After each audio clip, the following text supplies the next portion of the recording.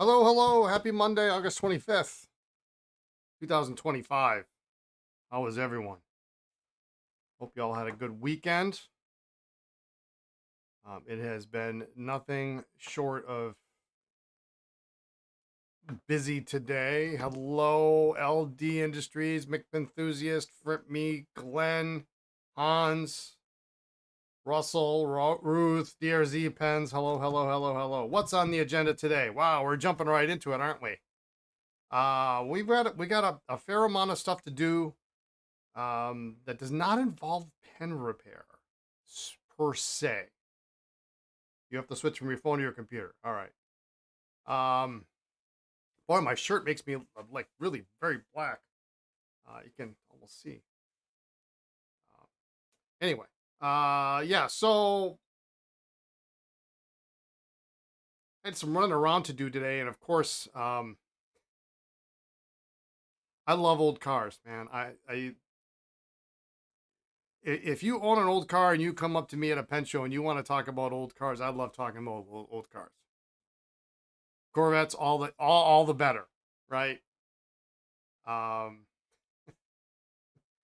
but they're not without problems, and um, I I have a love hate relationship sometimes with batteries, and I don't drive my car enough, and of course I've had it on the charger for weeks because the last time I needed to go actually use it because I stay home most of the time. Um, I the battery died. I couldn't get out of the driveway. So today I'm like, okay. Last night I went and I checked. Battery still on the battery, the trickle charger. I get up, I get my stuff. I gotta run to the bank. I gotta run to the warehouse. I gotta run to the post office. I got a lot of stuff to do, and the car doesn't start.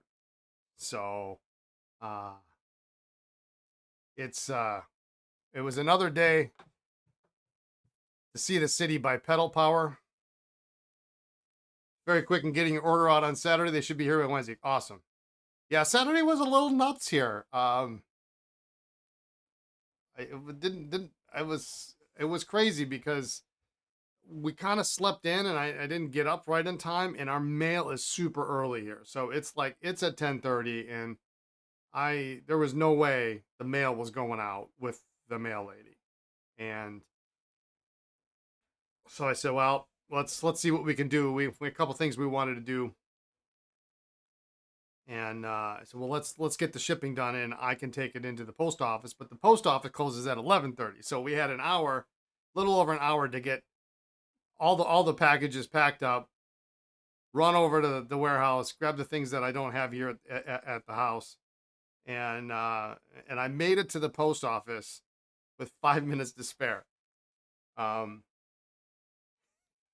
so there was that. Um, but So yeah, I didn't think it was going to happen because I mean I can go to there's another post office that's open much later, but it's literally on the other side of town. And on Saturdays there's a farmers market, and there's a lot of things going on that makes it really difficult to get to that side of town. There's no real good direct way to there's road construction and all that stuff. So anyway, we got it out. Um, So let's see what exciting things happened today. So if you didn't see Friday's podcast number 2, um, Lisa and I decided after about 4 days of having the company alive that this wasn't working out at the house. It was not working out at all. Um, we've got a warehouse that's literally a half a mile down the street, but it's not next door, so it's far enough to make it a pain in the what. Um, we're packing orders at night till 10, 11 o'clock. So it we decided after 4 days, and actually an opportunity came up. It presented itself that was, I mean, I'd be stupid not to take it. I really would be, because it's for the price of what I pay for what I'm paying for now, and a little bit extra, I can actually have some space to move around. I can have everything in one place. The mail pickup's actually later, which will, won't stress me out as much. It got lighter in here all of a sudden. I don't know why that so yeah, so apparently we got the keys today. Lisa picked them up, and we're going to start moving things in throughout the week. Sunday is the big moving day with I've got the truck rented to move all of the product and everything I've got in storage, and some tables and things like that. So Sunday's going to be a long day, I think. Hey, Will, glad to see us back rocking. Yeah, me too. It's just, doing it at the house is just not, it's something else, man. Let me tell you. My cats are confused. They really don't know what's going on. They don't know where to sit, because like their spots are usually occupied by shipping boxes or, and I did, when we decided to do this, I stopped taking product over to the warehouse because what's the point? We're only going to move it pretty soon. And, so yeah, now I've got even more stuff in my house. So, next Friday, actually this Friday we should be able to be doing the podcast from the new space. And, so the stream here for repairs are going to be maybe somewhat sporadic this week. I may have to miss a day or two. I don't really know right now. Wednesday's kind of iffy because I'm scheduled to meet the internet provider to hook up the internet. So we'll see what happens. I'll try to let you know. Others just check the schedule, and I'll change it as situation dictates. Thankfully, it's not too far. It's far enough that it's further than my current warehouse, but it's far enough. But about 85% of it is actually accessible via bike path, separated bike path, not a bike lane, but separated bike path. So my plan is I'm actually going to try biking in while the weather is still somewhat temperate, and we'll go from there. So you live your life in sporadic, so you're good with sporadic videos. Yeah, I'll try to keep it. I'll try to keep it regular. It just we want to try to move as much of the non-critical stuff as possible during the week, and then the critical stuff on Sunday, so that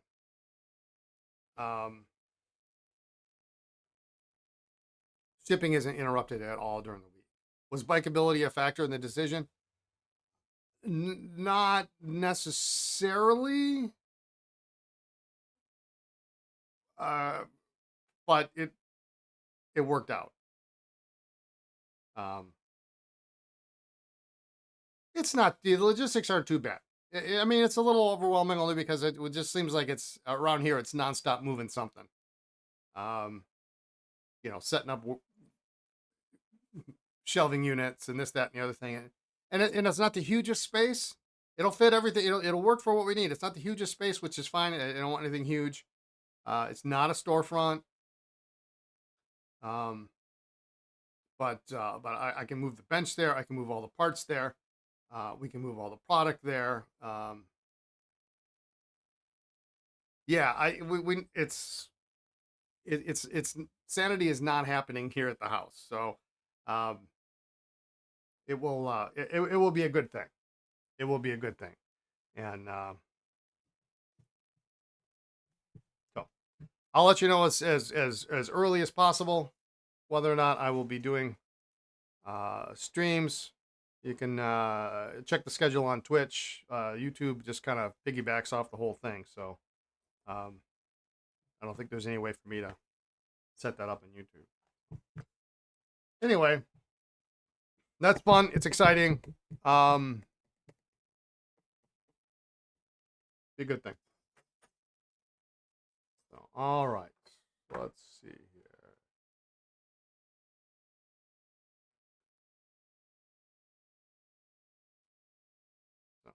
Give me just a second here.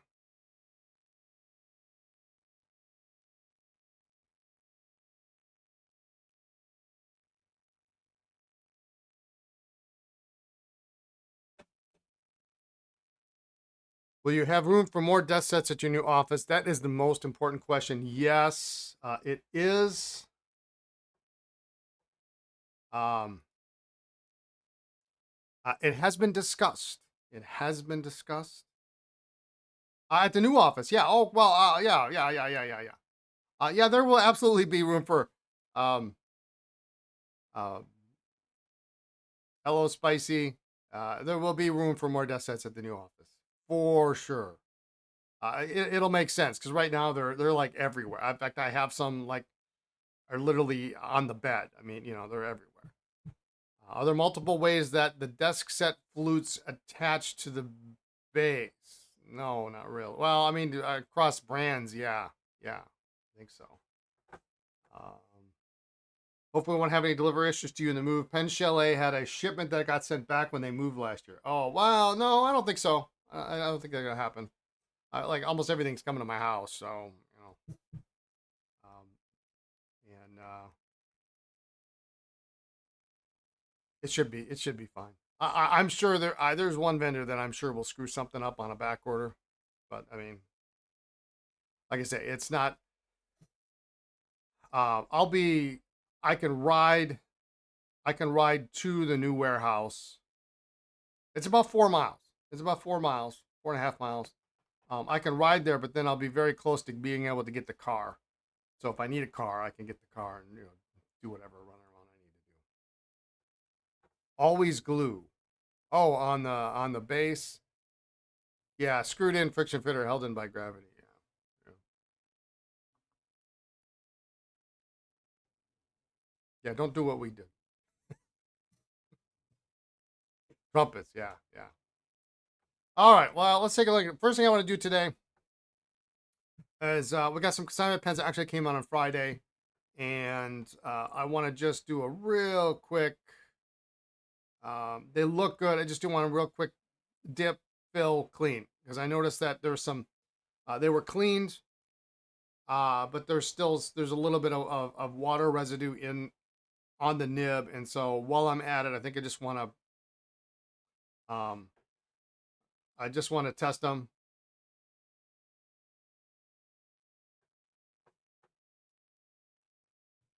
Hang on a second. Excuse me for 1 second. I got an Amazon package just showed up. I got to go get it. Hang on. I'll be right back.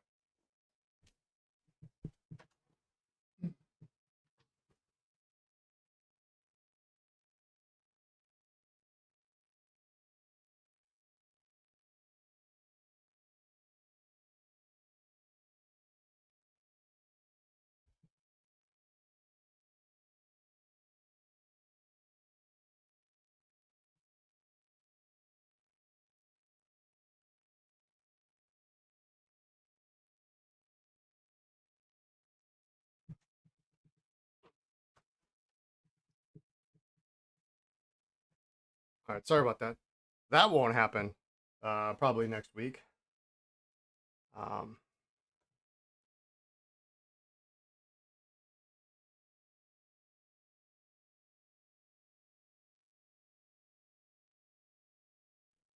just ultra paranoid about porch pirates.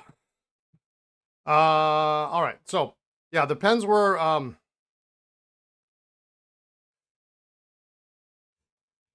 Truth to keep a center table song and dance routine. Yeah. Cardinal pens and paper brand fits you guys love you guys well. Great. Thank you. Yeah, we really liked it. We really liked it. It was one of those ones that, when we were talking about what we wanted to be, it really kind of stuck. So all right, so here are the pens I got in on consignment. And I think just for I think I'm just gonna dip these. I think that's probably all that's necessary. They're very clean. They were very well taken care of. But in the interest of just making sure everything is good, since this is a new consigner that I've not done business with before. I have some consigners that they regularly send me things, and I kind of know if they send it to me, it's it's good to go. And these are pretty much that way. But I just gonna do a little dip and make sure. Plus, there's an OMOS in here, and who doesn't want to dip an OMOS? But since I want to spin any water out. We might as well just take care of that while we're at it. So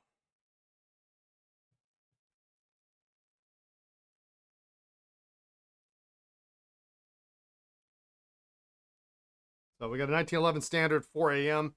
These are probably going to be up on the website. I would imagine by the end of the week. I think is when these are probably going to be hitting the week. Oh, and this is a zoom too. Yeah, it's a zoom.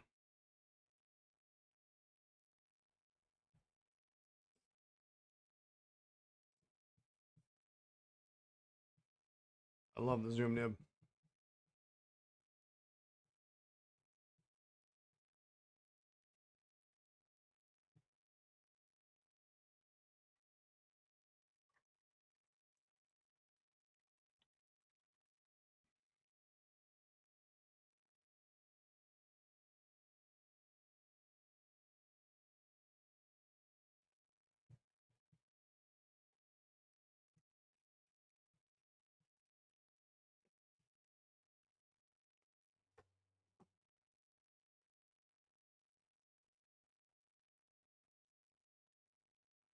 This is one I've never tried before. It's a radius.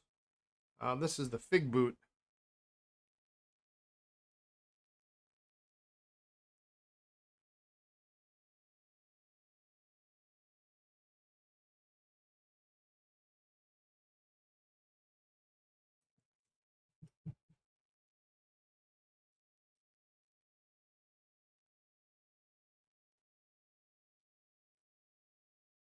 Did everyone else do the same as I was when I put the tray in front of the camera, identify what pens were there? Yeah, I do it all the time. Yeah, that's a nice nib.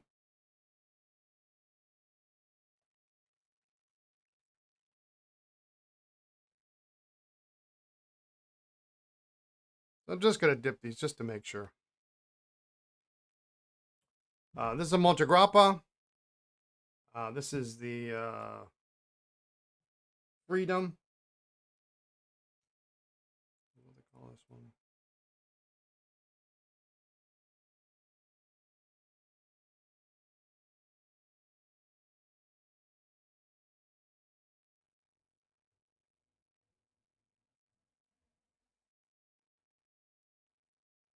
Elmo, I think it is.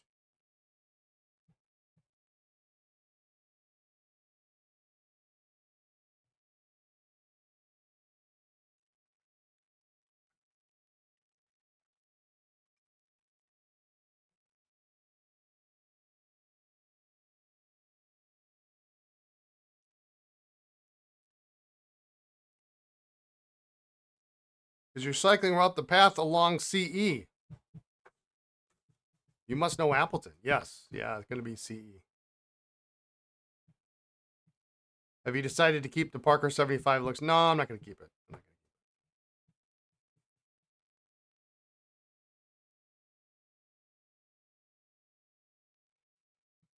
I like it. It's got the flat tassies on it.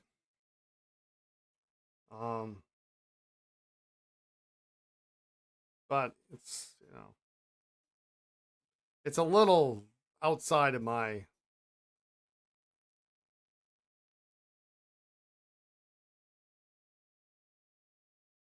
my wheelhouse. I mean, I like 75.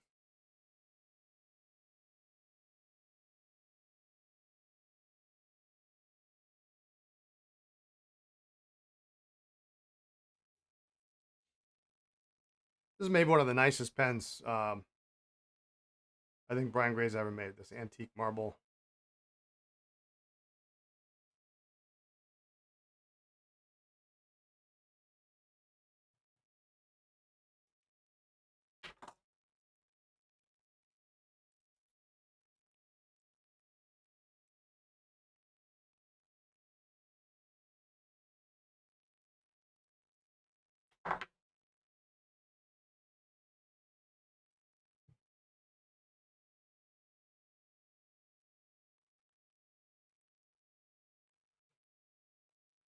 Just gonna swish them first, and then maybe I'll. Yeah, it is a little new. It's nice though. I mean, if I ran across one of these for the right price in the wild, um, I would most certainly probably.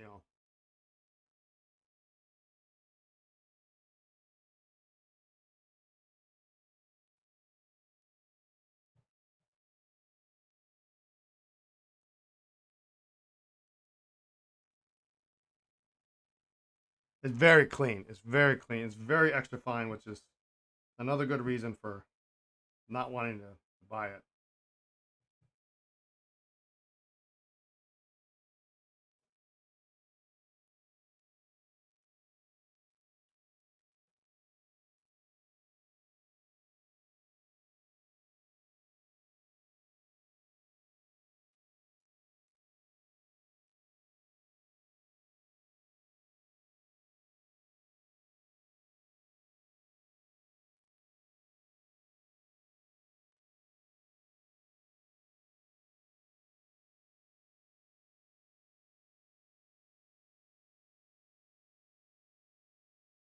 This Wancher is nice. This Akatamanori.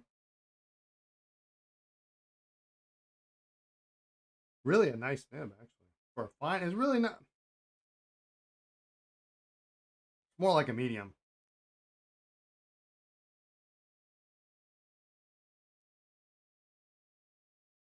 It is dipped, so it's maybe got a little bit extra sauce, but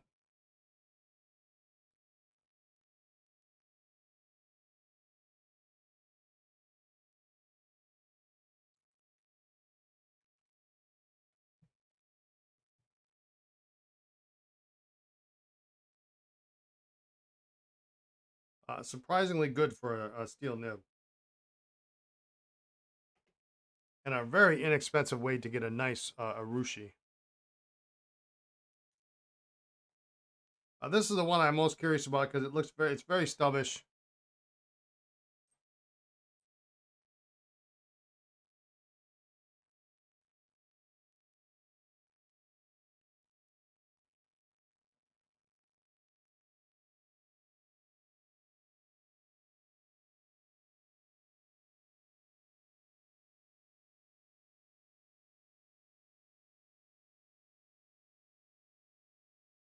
However, it is not.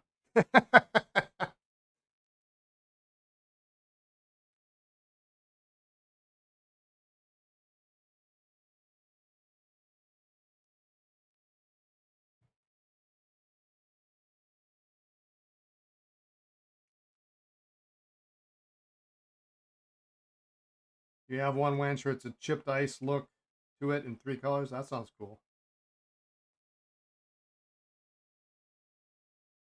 Yeah, and this one's kind of interesting because it has it's got that spring in the clip.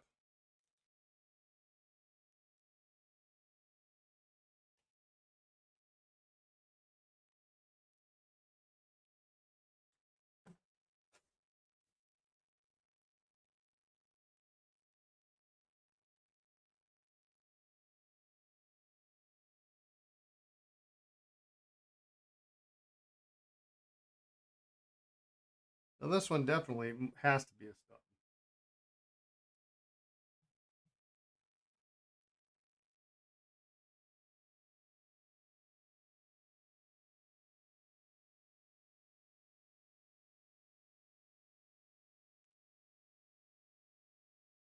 Oh, yeah,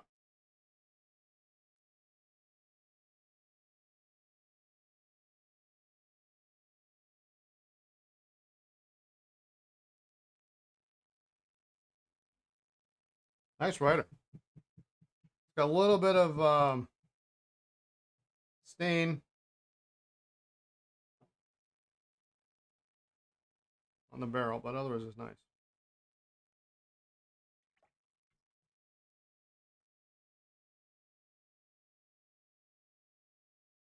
Really a nice, nice rider.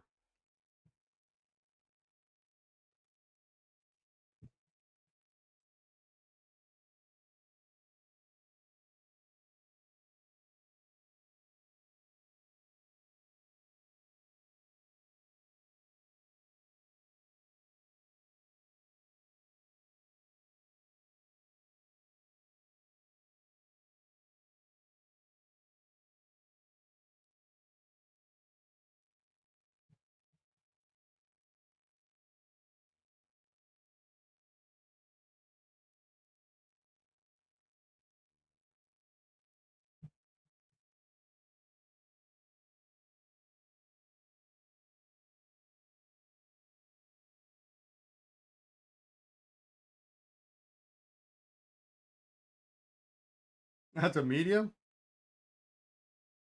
More like a broad. It's nice though.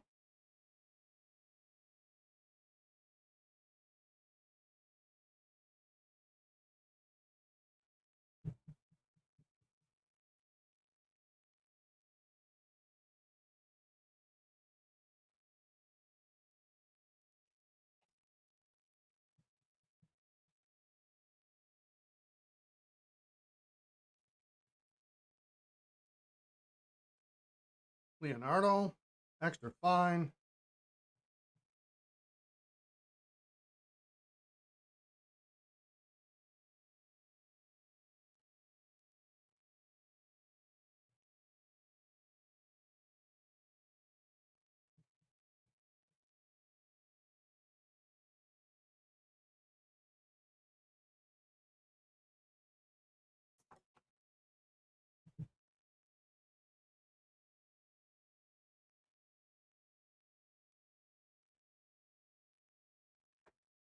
Have I ever seen a custom pin made by On a Whim Woodworking out of Sellersburg, Indiana? No, I have not. Pretty smooth for an extra fine.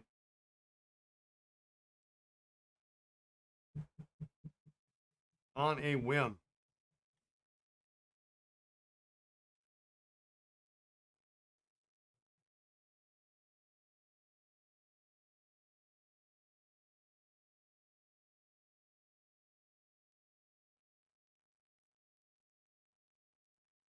Wow. The paintbrush here. Narwhal.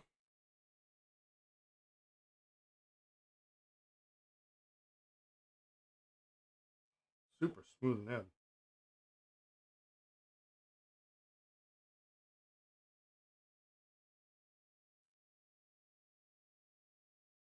I like that. I could use that all day long.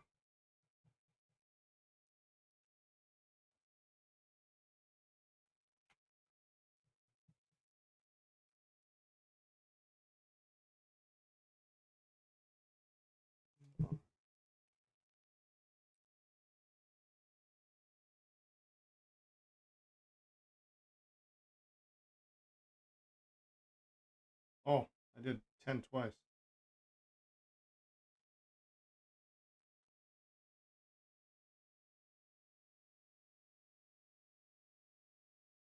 Alan has only 6% eyesight in both eyes. You've been having him make a pen a month for like 3+ years now. Wow.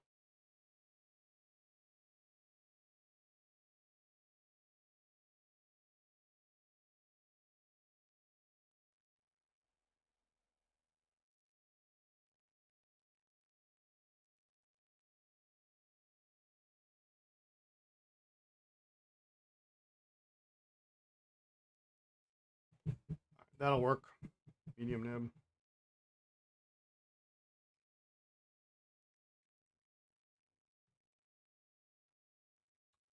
Okay. These are going to be really very nice. Very nice.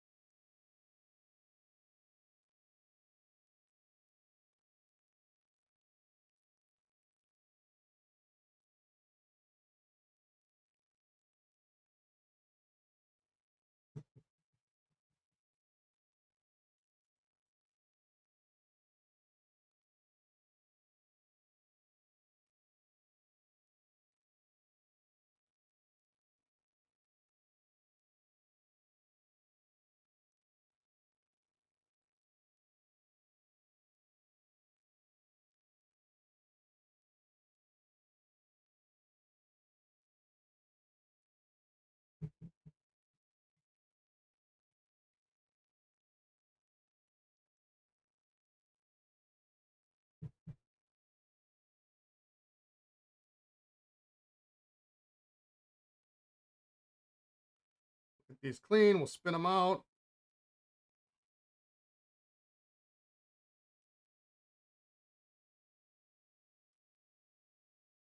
Photography should be this week.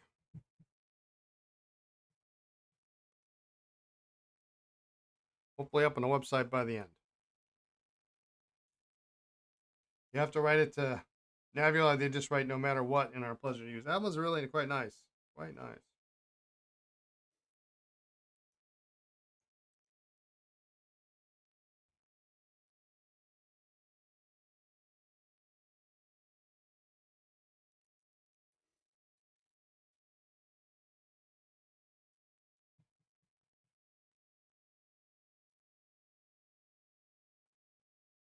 This one's got some moisture on the inside, so it's a good thing we're checking these.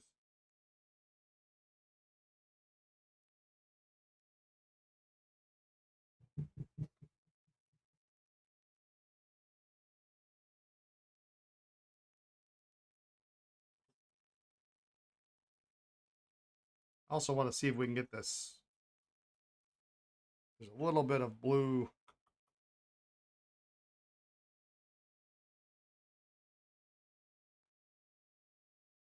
on the barrel there.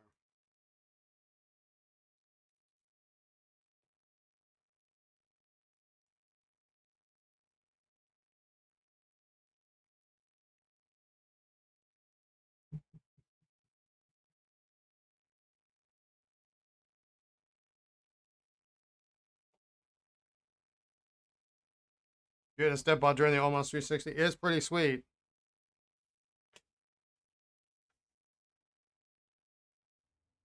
Broad nib. Was there an issue with the clip on the 360? Yeah, there is an issue with this clip. That's the big problem. Well,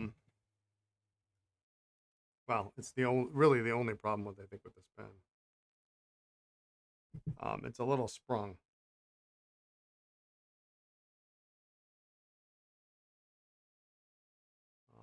And there's a little slight, maybe it can polish will clean this up, but there's a little slight staining on the back of the cap.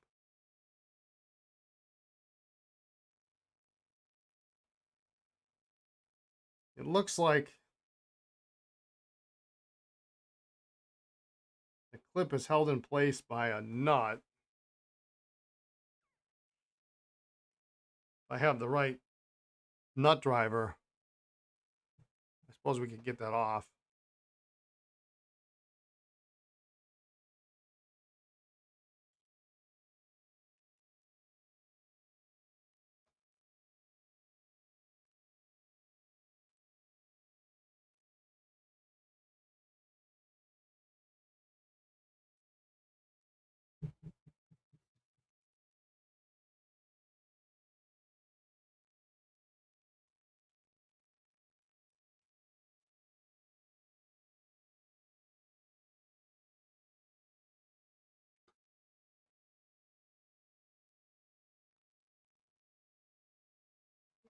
A metric nut just to make, yeah, you know what I wonder,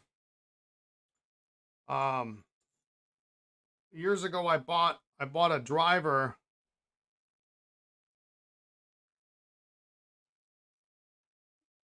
what was it, for Twisby, a nut driver for Twisby. I wonder if it might be the same. I'll have to look. I mean, it's OMAS, it's got to be metric.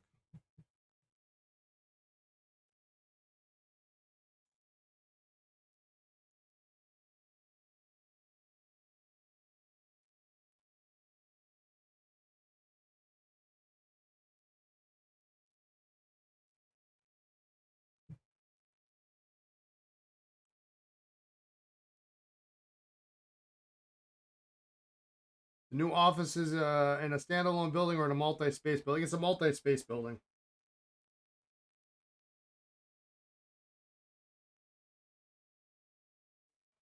It's maybe only 1,000 square feet. It's not huge.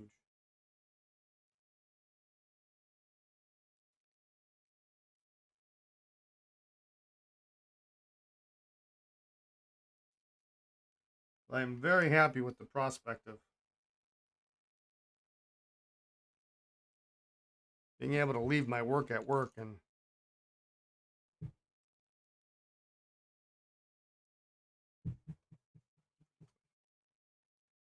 being able to get a little extra exercise in, because it's going to affect my regular cycling schedule, which sometimes I think drives Lisa nuts.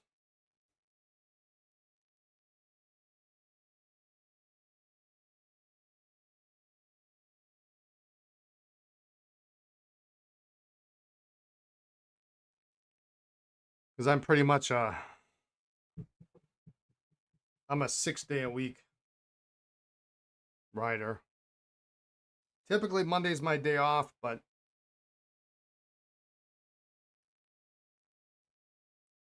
I might try to squeeze in a quick ride on the trainer tonight.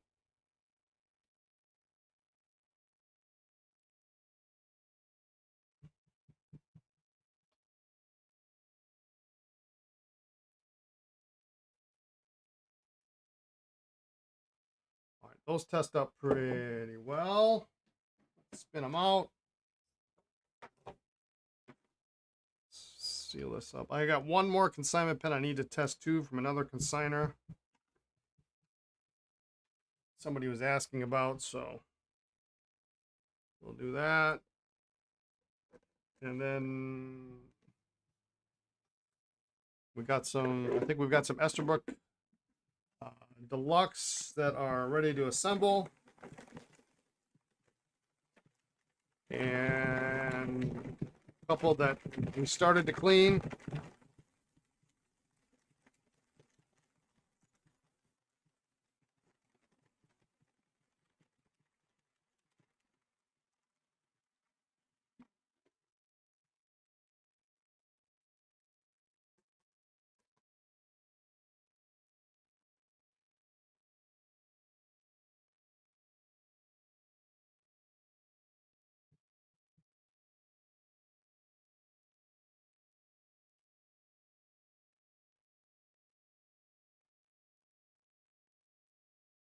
Uh-oh.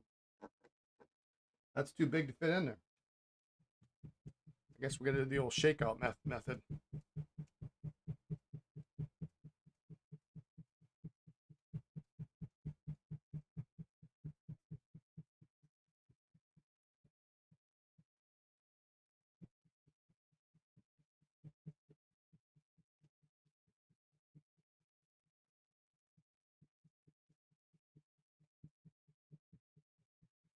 The rest of these fit in there.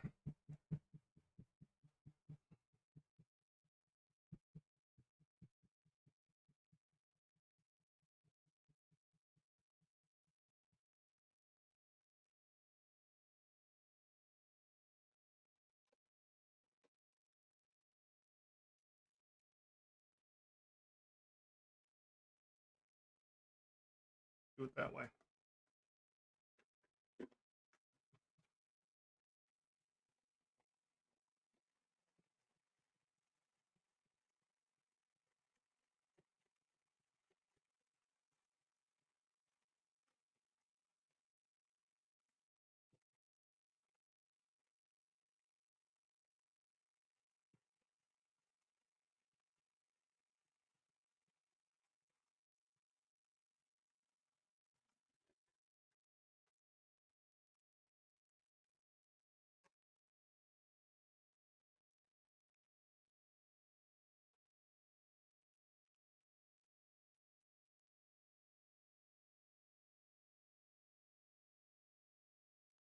Doubt this is going to fit.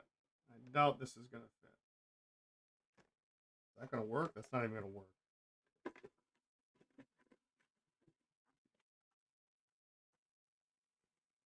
No, some of it came out.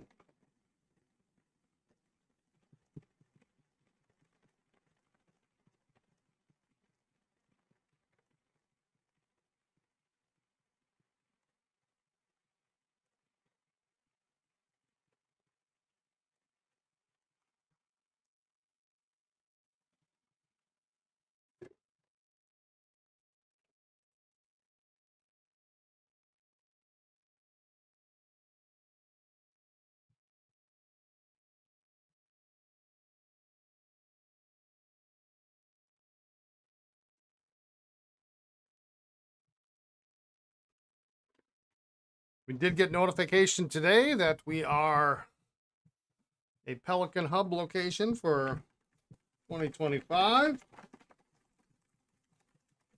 We've got a hub master.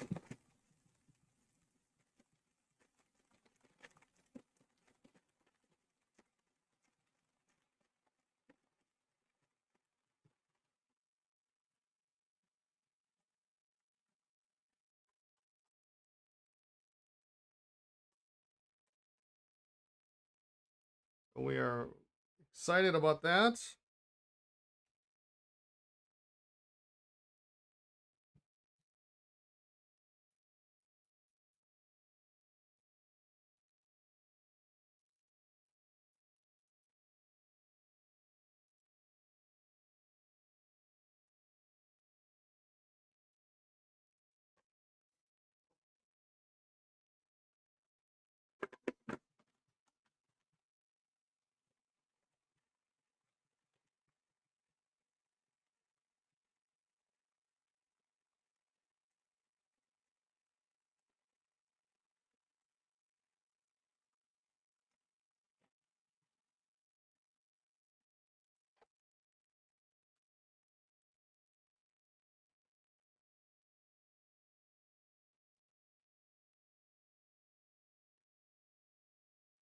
Don't tell me this ain't gonna fit in there.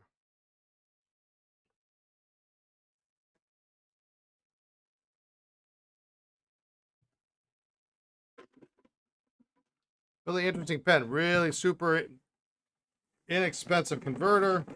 Steel nib.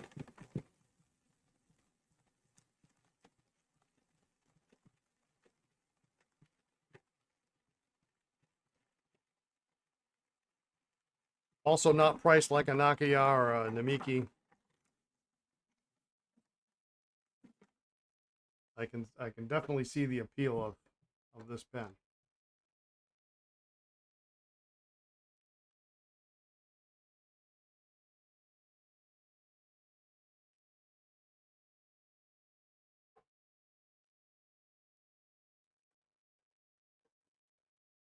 And it comes with the full kit.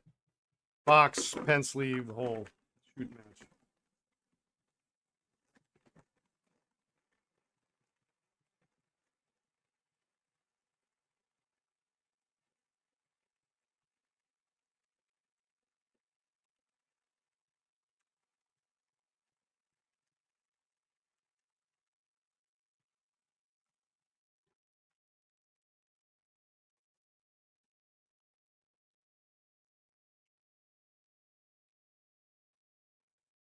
You think this will fit?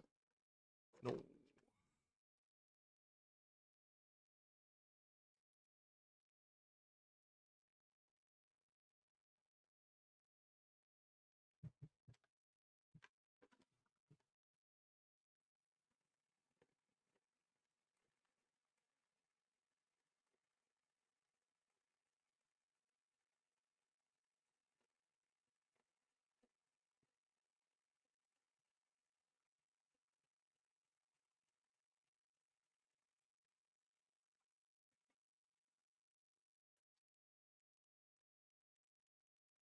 You're back and you have no idea what's going on. I am using my salad spinner here to get all of the water and moisture out of the nibs.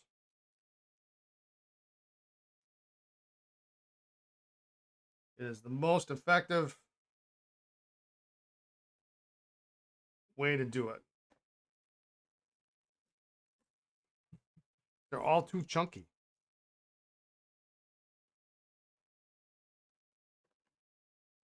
As always, props to my buddy Hans, who sent this to me.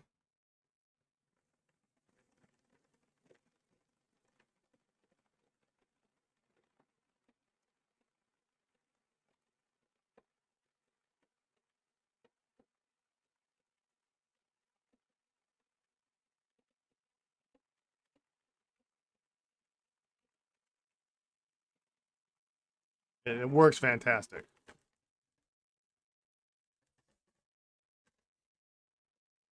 I still keep them open like this, sit overnight, because if there's anything left, and there's not much, if there's anything, it evaporates fully.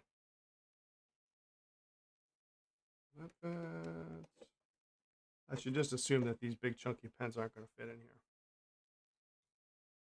Which means I need a bigger or a secondary, barely even goes in, tube for some of these chunkier ones.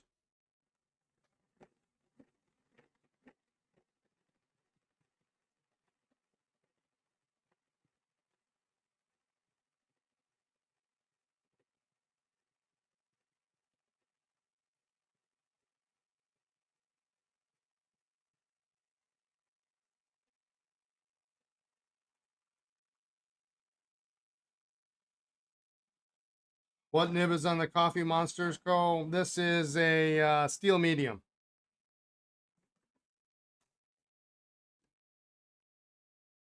I should keep this one at home and build a second one for the office. Yeah, but I'm taking the ultrasonic to the office. Yeah, they are on the portly side.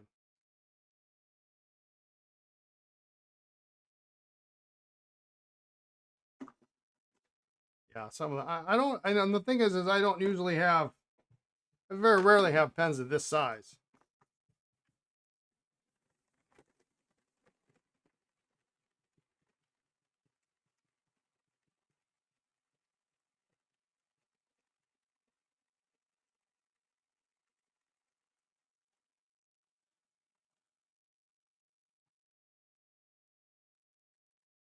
Inky, you're on the other side today. Normally I see you in Twitch. When is it moving to the new office? Well, we're going to start. We got the keys today.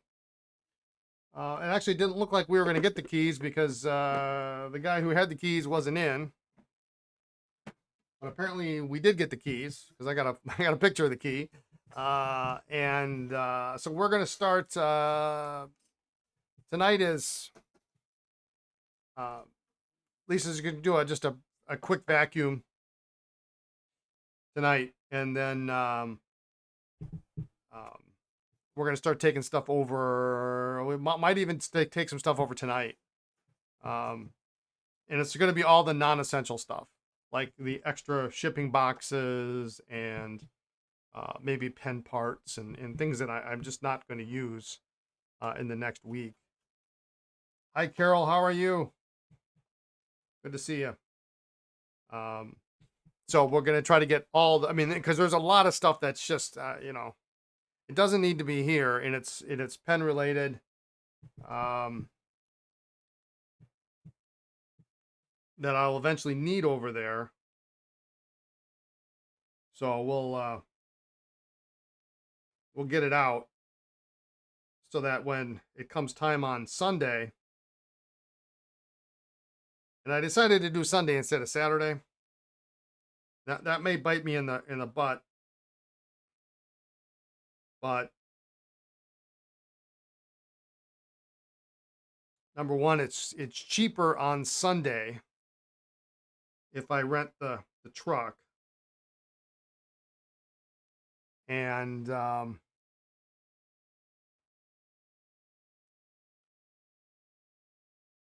but Saturday I'm going to be most likely shipping in the morning, so I'm really not going to be able to get as early of a start, even though I technically could pick up the truck earlier on Saturday.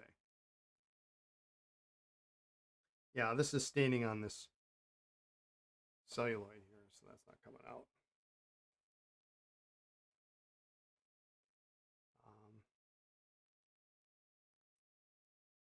So that way we also can get things ready. I don't think it's going to take more than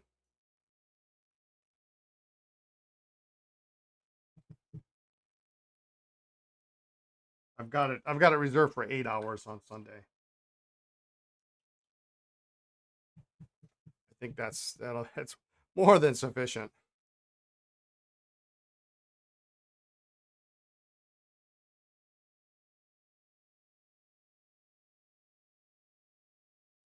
But we get it Sunday, Monday, and actually Monday is Monday's a holiday, right? So there's actually no shipping going on Monday anyway.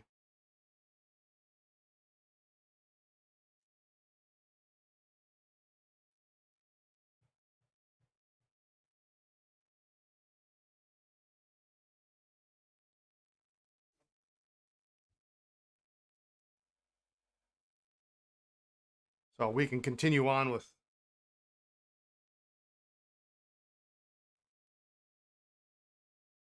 setting things up Monday, and then Tuesday morning we'll be ready to rock. All right, so that is just not gonna come out. I do want to look at the little spot in the back of this cap here. Afternoon, Friedrich.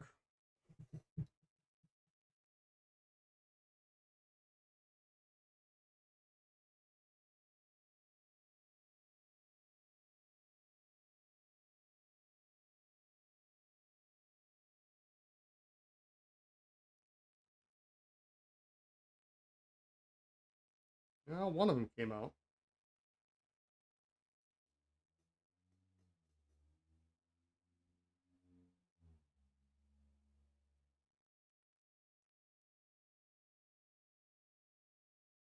That's the problem with white.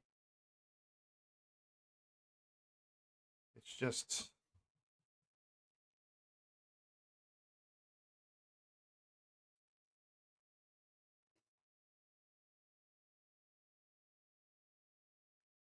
how are tantrum tariffs going to hit cardinal pens like Twisby's and Pilot coming into us from different countries? Will prices go up? Well, the Twisby prices already went up. They went up across the board. They said $2 to $9, but I really couldn't find the pens that went up $9. Most everything was like $2 to $4. It wasn't a ton on those. Pilot USA absorbing the tariffs for now.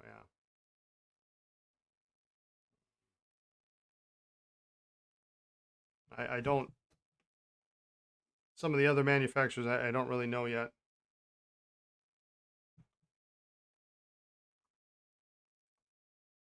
So far it hasn't been too bad. Okay, so these are good. You know what I'm going to try? Let me hang on. Let's see if I have that nut driver here. Got it over my tool chest, maybe.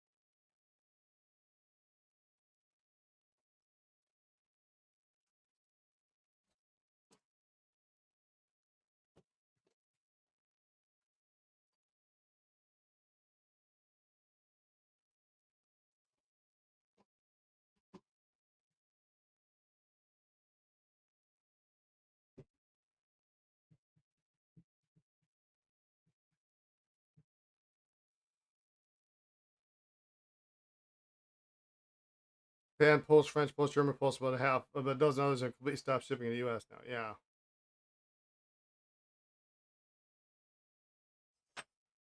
Yeah, it's nutty, isn't it? We don't need this crap. Don't need this crap at all. All right, these are done.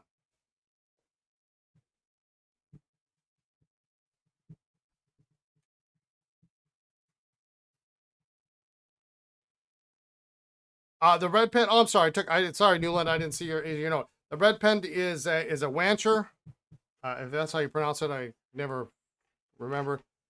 Dream True Arushi. It's a consignment pen that just came in on Friday, and it should be up. It should be up on the website sometime this week. So this one, I just want to double check real quick.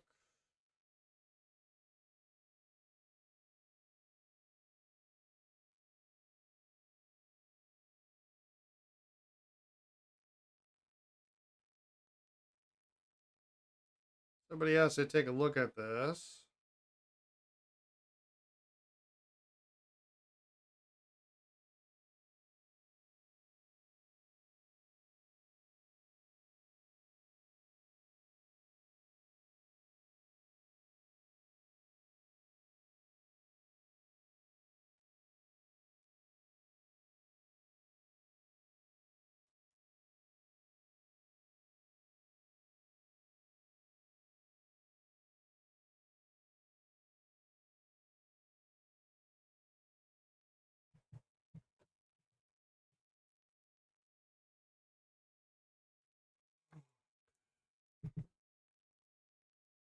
That is a broad nib.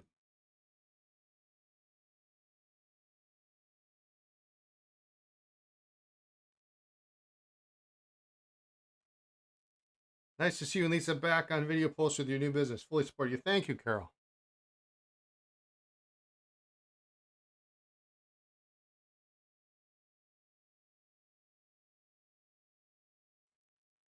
Been good to finally use some of these jokes I've been saving up. Yeah, a lot of those in that tray were really nice. Yeah, they were really pretty nice. I don't really want to ink this up, but I'm going to ink it up.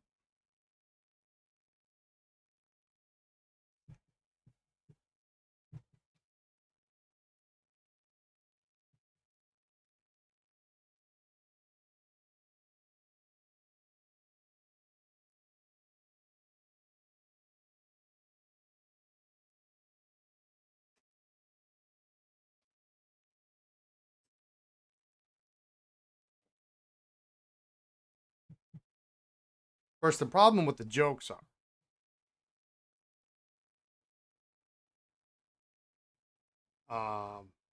I'm just going to fill it up. Well, actually, will it fit? It's not going to fit in my spinner, is it?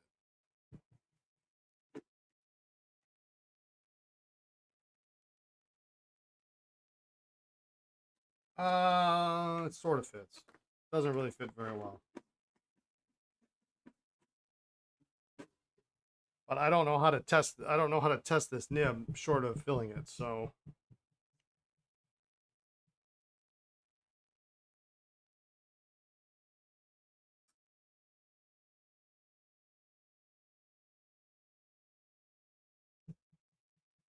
well, so the problem with the jokes, anyway. Sorry to continue on with that thought. Is I go through a lot of jokes, and I look for them, you know, and the problem is Lisa ends up hearing all the ones that you all don't hear, that are maybe not appropriate to talk about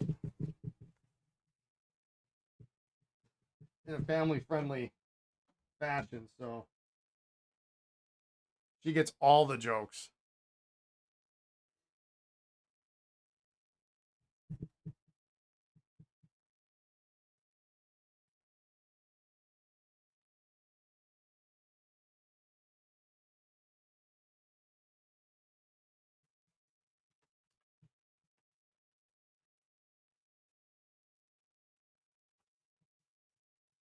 I have sacks for Schaefer oversized balance. Yeah, I mean, you know, you're probably looking at 2022.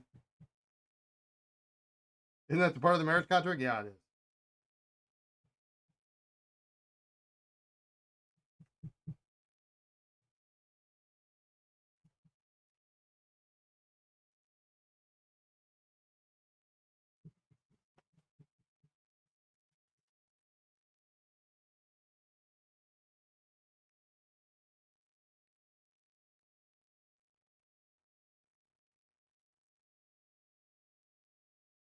Yeah, that's what. All right. That's a customer wanted a wet rider.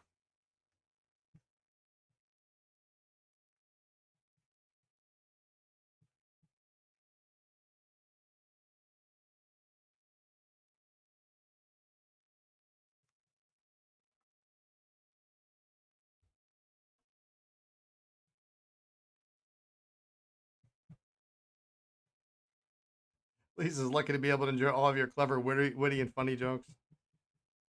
I don't think she sees it that way.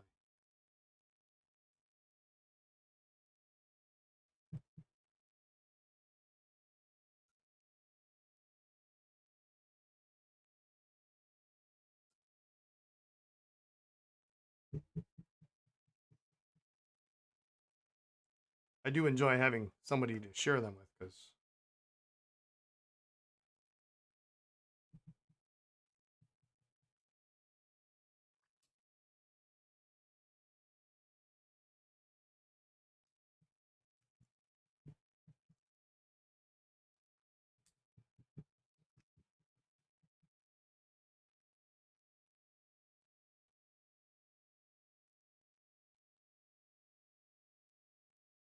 Am I on Twitch and YouTube simultaneously? I am. Twice the fun.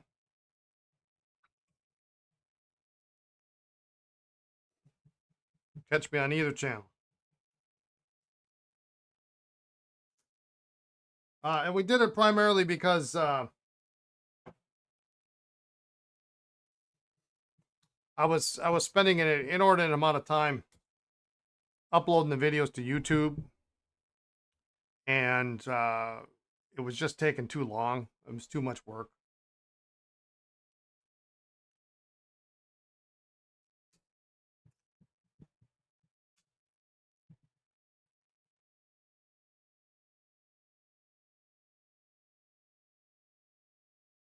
You're usually on Twitch with you off today to be on YouTube. Yeah.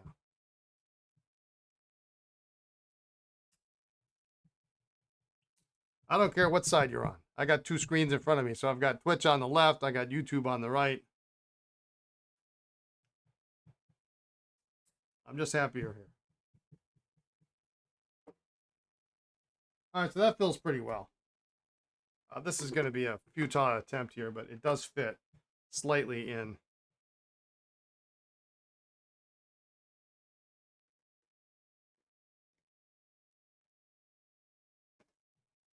At least if it backs out, it's not going to go very far.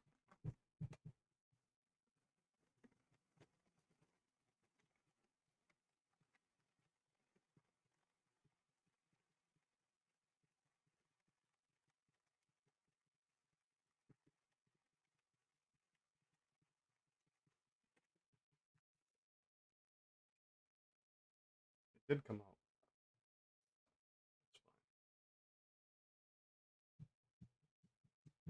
I guess this is an old shake the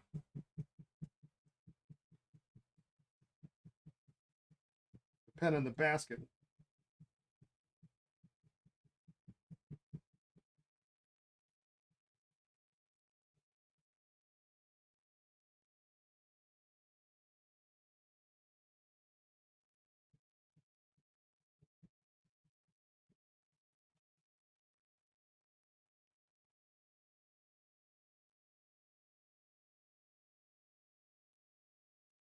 All right.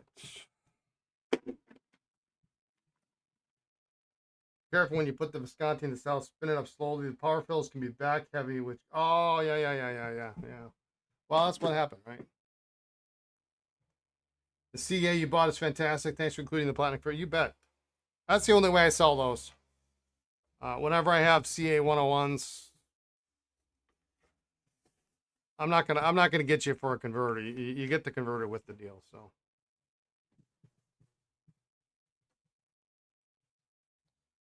All right, those are good to go.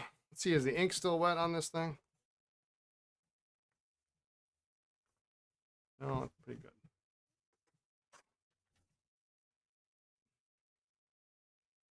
I had to figure out something to do with all those salad spinners you received as gifts in the 80s.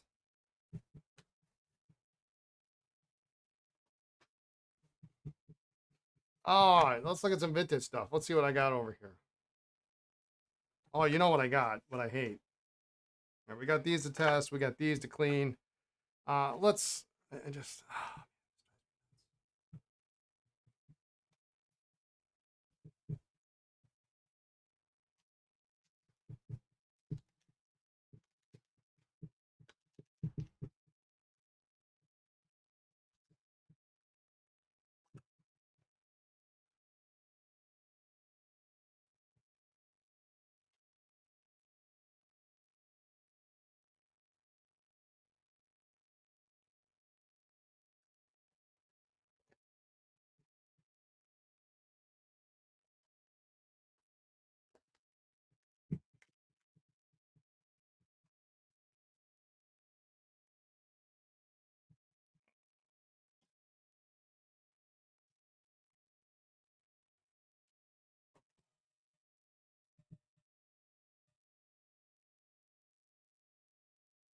What do we think? This is coming off today? Man, I hope it does.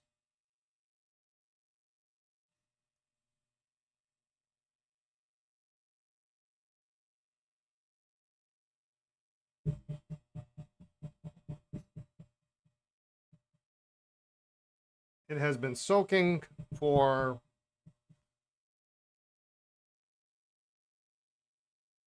4 days.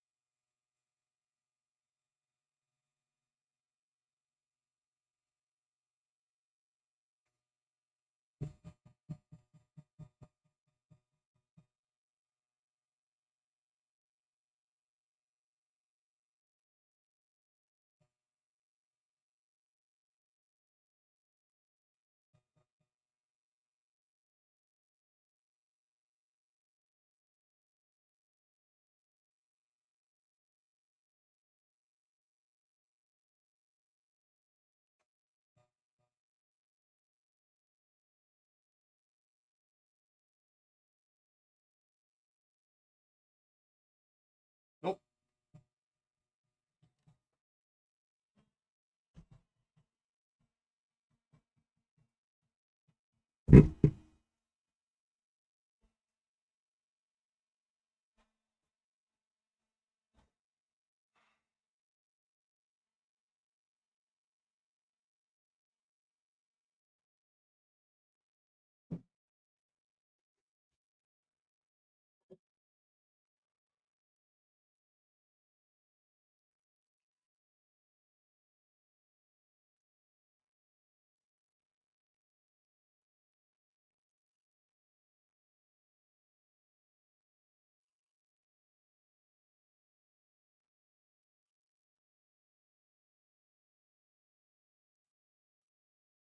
Probably an easier way to do this. Happens to be what I have handy. How about?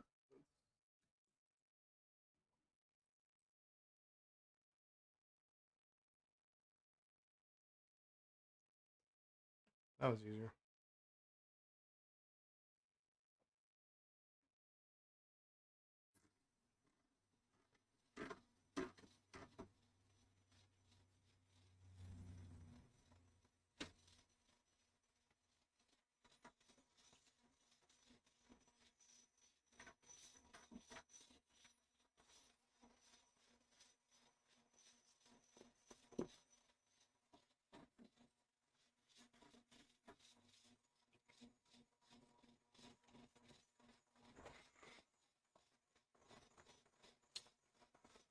All right.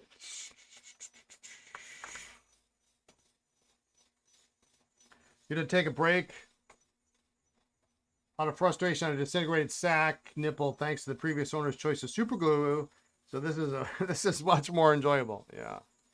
Fuzzy, how you doing? Welcome.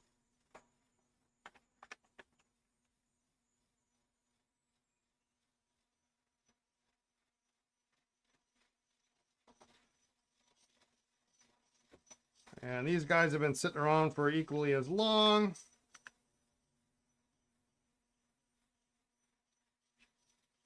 Which is just fine, since they were kind of stuck on Thursday.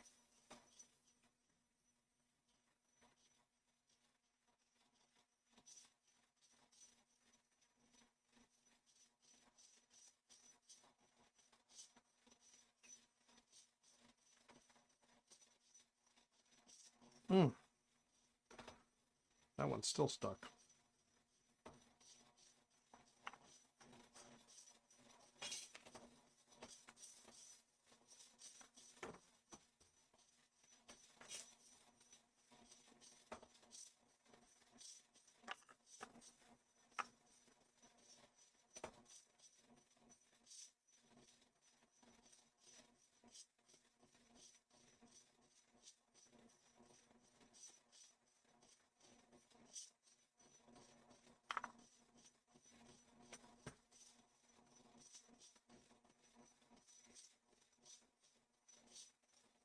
Would you like to see a tip for keeping pen cleaning supplies organized and out of the way? I'm always open to tips. I did something that you told me last week to throw away, so and it's actually working quite well for me.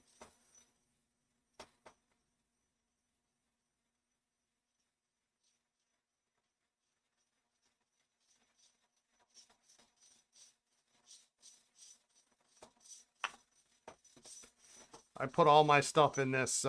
This is the Q-tip organizer.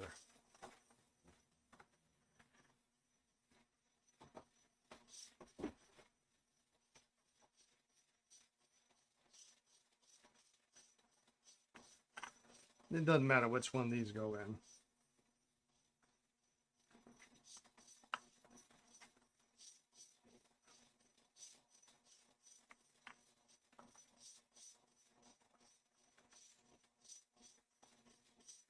You use Q-tip boxes to organize and clean too? I thought, you know, I've got like a few of the basic things that I'm always like trying to find on my desk. And if I put them in there, then that might be worthwhile. Yeah, what's in this raise? These are SM Deluxe. The sand one here is a little bit later with the screw cap. The rest all have the friction fit caps. And then on the complete opposite end of this spectrum, 1931 V-clip.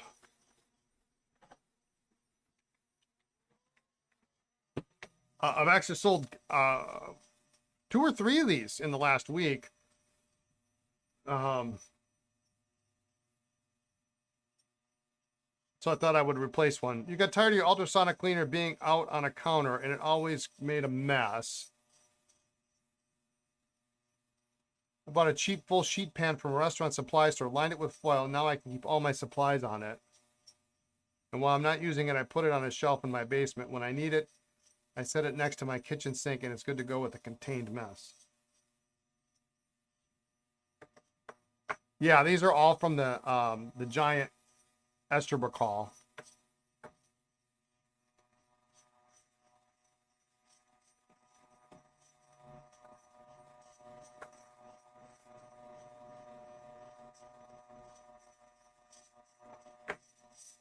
Let's see if this is, that ain't it.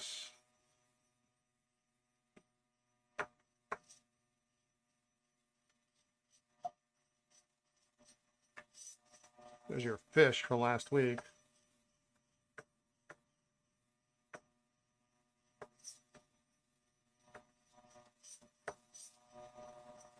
Oh, I see, yeah.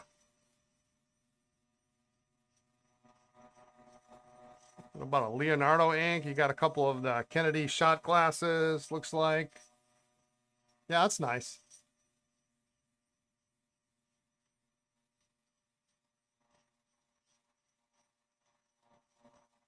Oh, is that the new salad spinner? Well, that's ultrasonic. Oh, you got the salad spinner on top of the ultrasonic. I get you. You want me? Yeah, that's neat.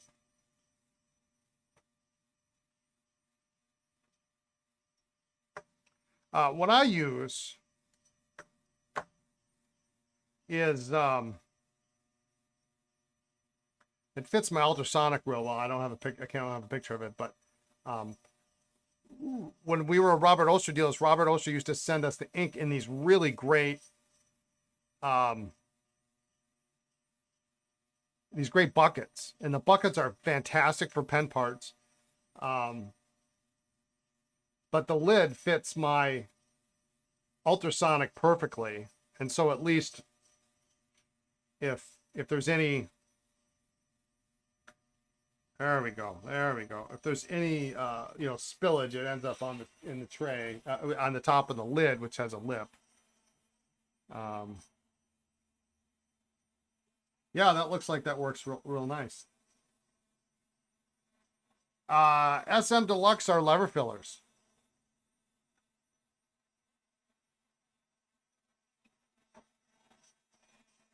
Lever fillers all the way.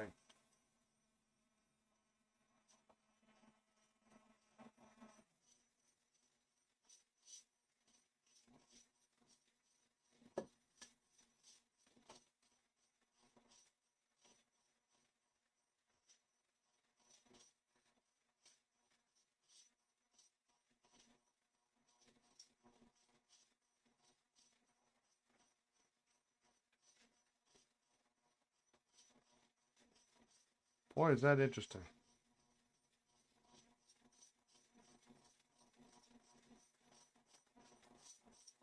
Early section, a very, very kind of a tiny opening here.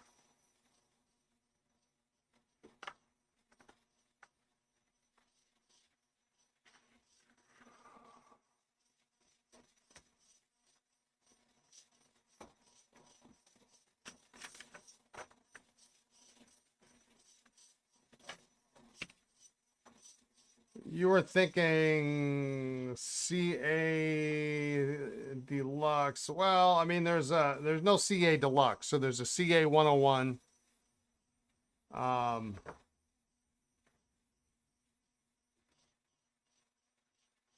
Which is what you got.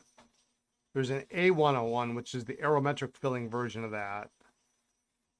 And there's a CX100, which is a cartridge filler, which is super duper cheap. Friction fit cap. Technically, the nibs were the ones that were marked fine, medium, and broad only. They were $1, which is the 100 part of the CX100. That might be what you're thinking of. Although they made that pen in a lever fill version as well, just to confuse everybody.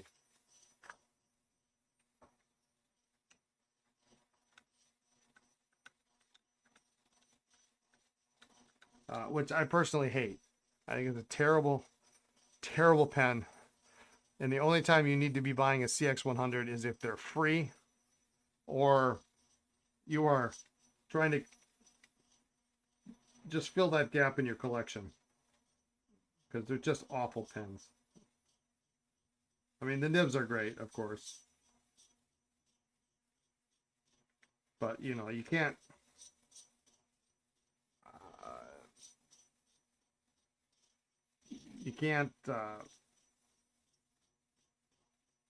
it's a weird barrel. You can't stuff anything too big in there, so it's got to be a real thin sack, but then it never compresses and it never fills with ink. I mean, I tried to fix one earlier this year, and I finally, after about a week and a half, 2 weeks of messing with it, I gave up. I threw it back in the bin. I said, yeah, well. The only reason I would collect these is because I collect everything else, Esterbrook, and we can all look at what a terrible product they were getting into at the end of their life.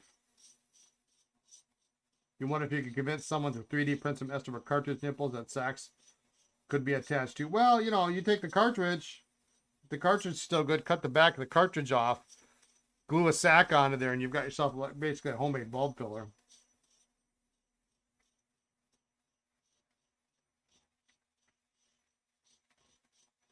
I mean, but the only real Esterbrook cartridge pens that I think are worth using are the CA 101s. I think are probably my favorite, just because, you know, they're usable. I'm a big fan of the Safari, the Deluxe Safari, but they don't fit the Platinum converter.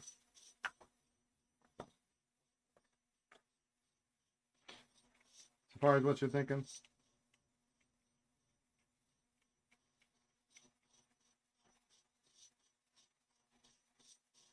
Yeah, that's a cool pen for sure.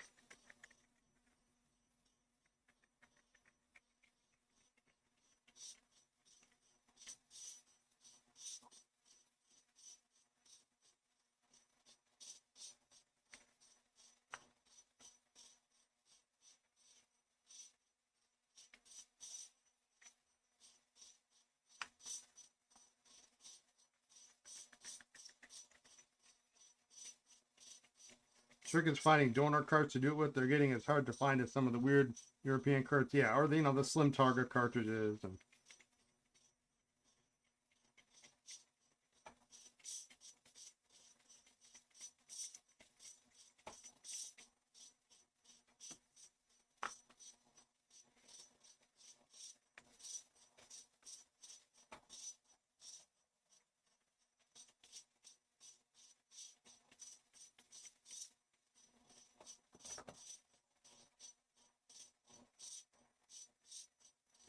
And that's why I very rarely sell Esterbrook cartridge pens, except for the CA 101s, because I've got to supply a cartridge with it, and you know.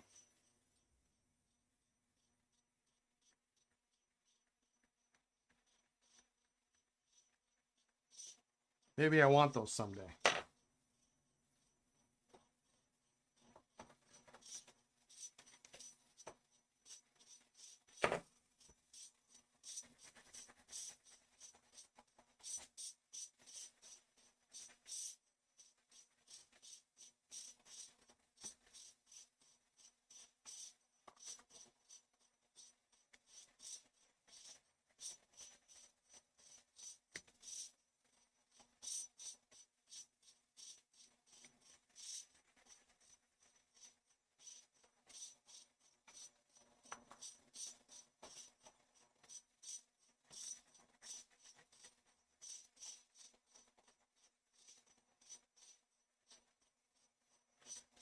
I like the Safari over the CA, but the card is a problem. Yeah, and the material is very fragile. It's very fragile, which is why you lost the all plastic cap, and you ended up with the.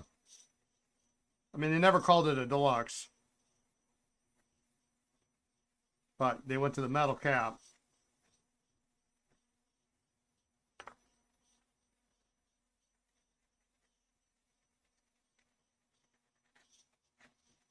They just cracked and broke. They were just so thin. Terrible. I mean, you know, it was a cool design. It just wasn't.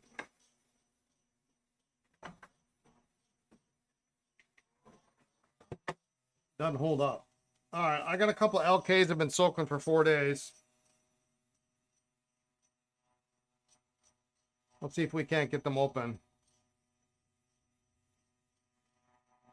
The all plastic cap only lasted like 6 or 8 months. I don't know how long it lasted. There's no real documentation that I found thus far that indicates how long it lasted, but it wasn't very long.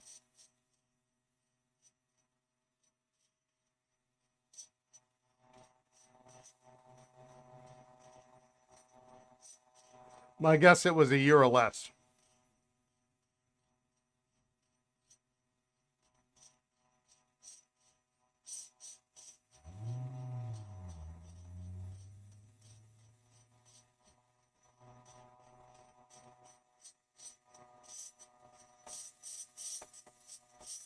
You have a new old stock with a plastic cap that you adore? Yeah. I wouldn't post it.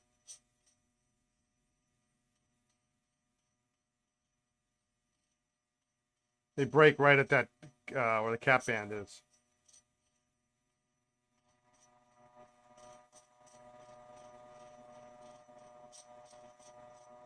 Yeah, good. Good.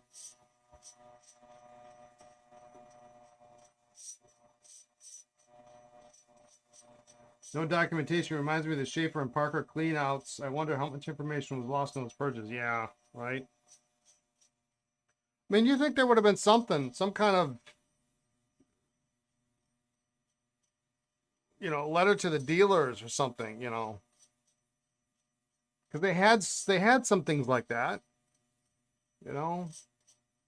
I've got a letter to a dealer, and I think it talks about pencils moving to the thin lead size, the 0.9 size. You know, so they did communicate some changes to the dealers. I think that would have been a significant enough change, especially for their, you know, 100th anniversary.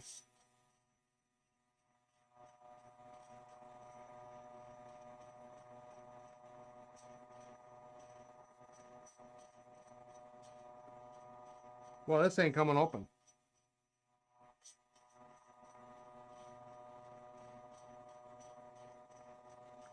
Do they have a dealer newsletter of any kind? Not really.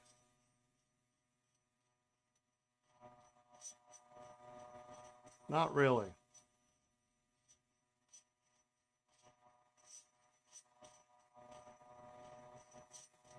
I've got Fred Krinke's old stuff from like when he was a dealer back in the day.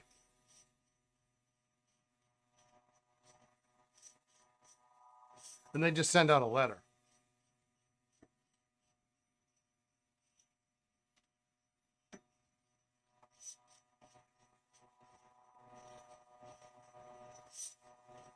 So I mean, that stuff, it's not even as retainable as a newsletter,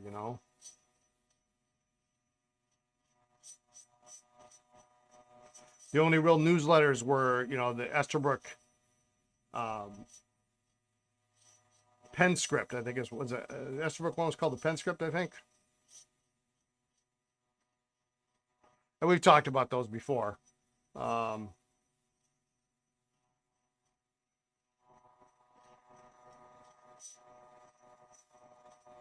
Well, this ain't coming either. Yeah, they were more of family, newsletter. What's going on with, work anniversaries and Betsy over in grinding and the company picnic and the football game, or the baseball the basketball team and how they were doing against the Campbell Soup Company, and stuff like that. You remember everyone standing around looking at hard rubber Parker 51 parts and the parts cribs being auctioned, just scratching their heads trying to figure out what they were all about? Yeah, that would be cool, huh?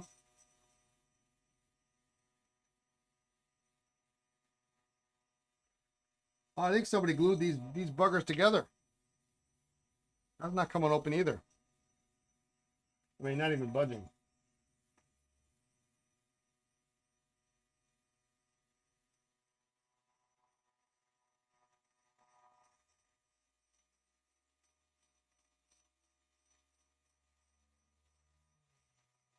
I've been trying this Schaefer now for what, about 3 weeks?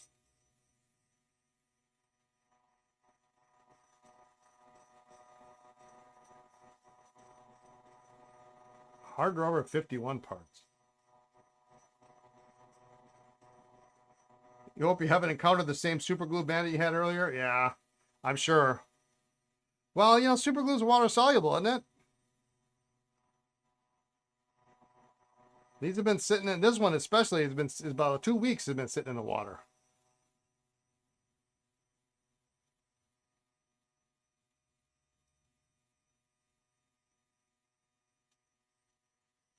And the thing is I can see a gap.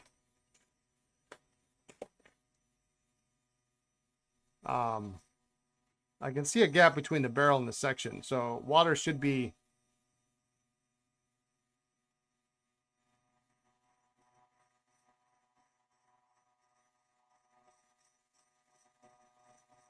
kind of working its way in. Brian, you've hosted at least a few Pelican Hubs. What makes it a fun event? Actually, we've hosted one. We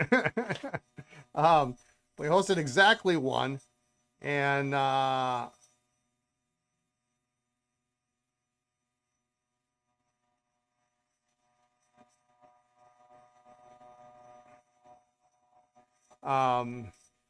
it's just, I don't want to call it an excuse, but it's just a good excuse to get together with pen folks. When maybe you don't have a local club, or you're not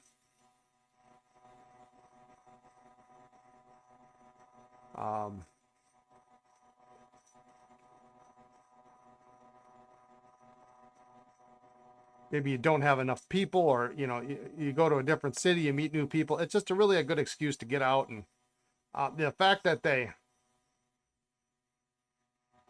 give you a bottle of ink and a notepad is a nice little bonus. Can you get a syringe through there? You can try blasting it briefly with some RA.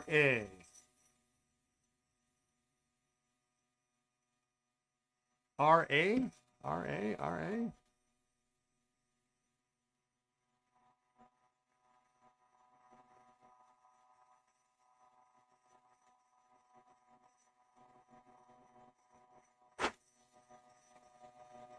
I don't think the gap's not that big.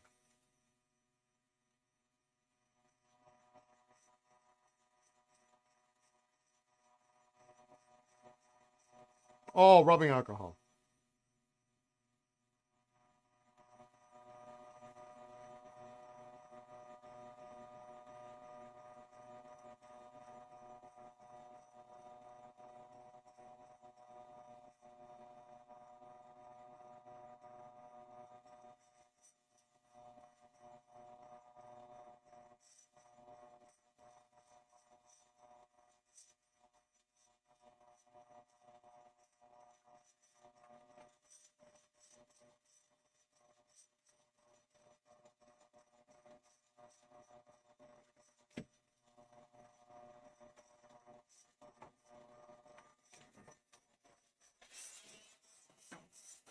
Looks like I got something out.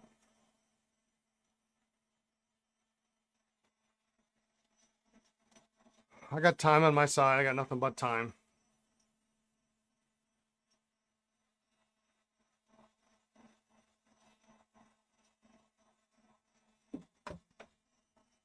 Oh, man.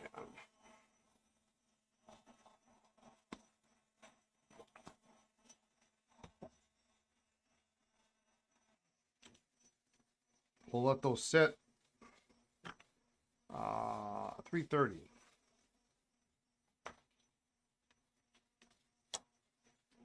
We'll sack these guys. And then we've got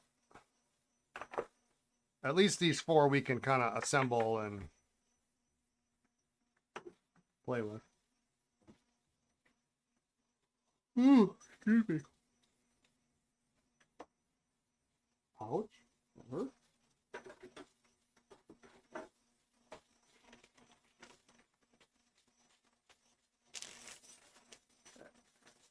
Am I more excited to be back in the vintage realm now?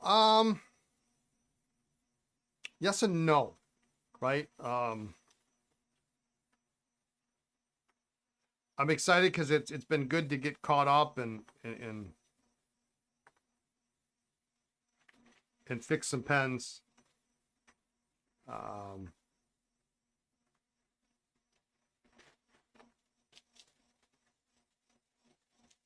Maybe not. No. I do like the modern side too. So we'll just see. Sometimes it's it becomes kind of a grind. But I think the way that we've been doing it with only dedicating 3 hours a day, now it's 4 days a week now. It was 5. I think that just really keeps it kind of in a nice place where you can't get too burnt out.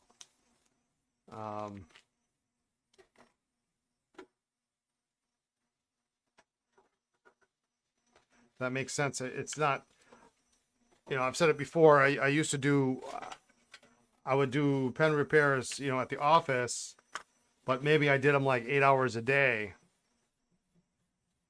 And then, I would do like I would do a tray at 20 instead of a tray at 5.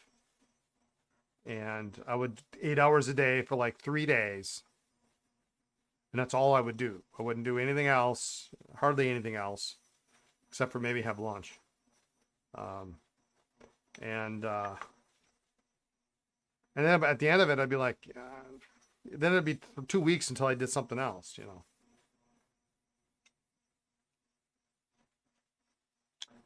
So I think 3 hours a day is enough.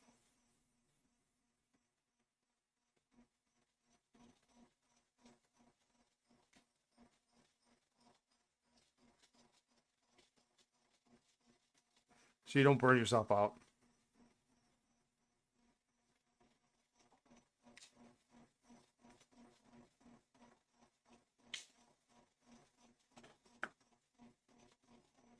Because sometimes it does get a little bit,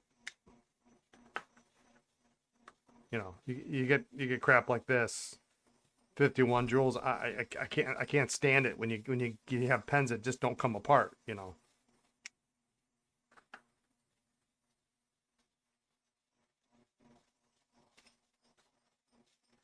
What do you do? And then you're committing yourself to 3 hours a day, 4 days a week, and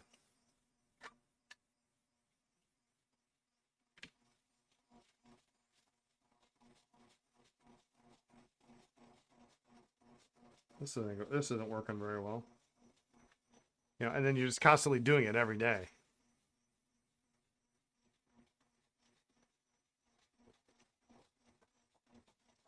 So it's all about managing, I think, the workload.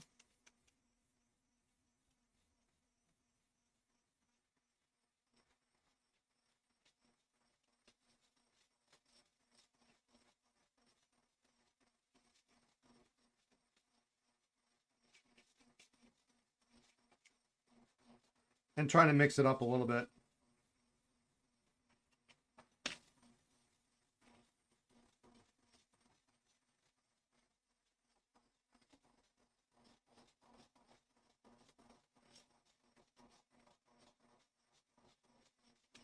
It's difficult ones that monkey up the rhythm and add the stress of not wanting to break things. Have to keep the anxiety. Yeah, yeah, and that's just it, you know.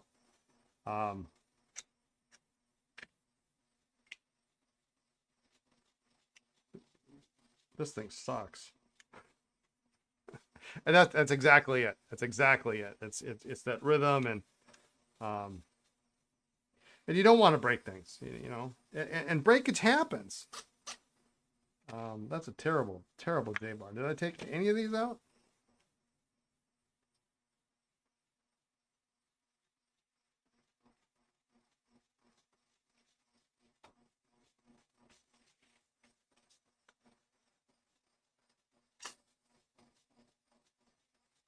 It happens, but you want to minimize it as much as possible. You know, but occasionally you get a, you know, after 3 weeks of monkeying around with something, you get a win. You know, you get, like, these 3 pens have been sitting in the ultrasonic for heaven knows how long. Maybe one of them will open up. I sure hope that jewel comes off that the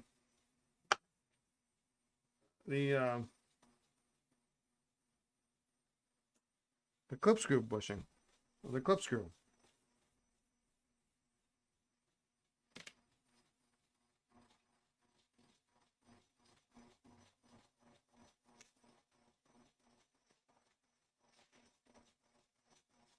I mean, like I said, it's a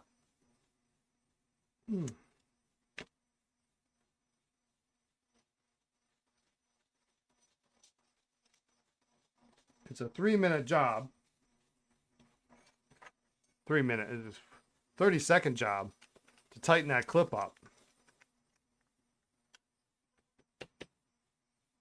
But it's going to take 3 weeks to open the damn, you know, get the jewel off. You think most folks don't see the step of something breaking and going great now? I have to look for part X and however many months it will take to locate. It's why our parts towards grow sometimes fast. Yeah, and that's exactly it, right? I think there is this maybe a false sense of security, how easy sometimes vintage pen repair is, or it's supposed to be. Yeah, I mean, even Esterbrook's, you know, I mean, these 2 LKs they're not opening, you know, I mean, not even close. And I think that's where some people are, you know, they're, oh, okay, well, I'm gonna, you know, I'll buy some sacks, and I got a heat gun out in the garage, you know. They don't open up. Do you go for broke? It either opens or breaks, but either way it's dealt with. Or do you sell them on for someone else to give it a try, or just hold on to them? I don't go for broke. That's pretty much for sure. Like I've got, do I still have them here? Yeah, I got these 2 guys here won't open. I mean, it just pains me that this guy won't open.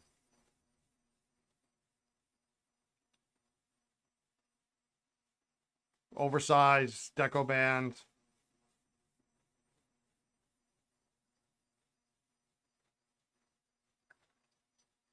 You know, I mean, it would be a fantastic pen, but I'd rather. I mean, you never know when you're going to hit it at the right day, or maybe it's the right amount of. You know, I had this soaking for. Let's say I had it soaked for a week. It was probably more than that.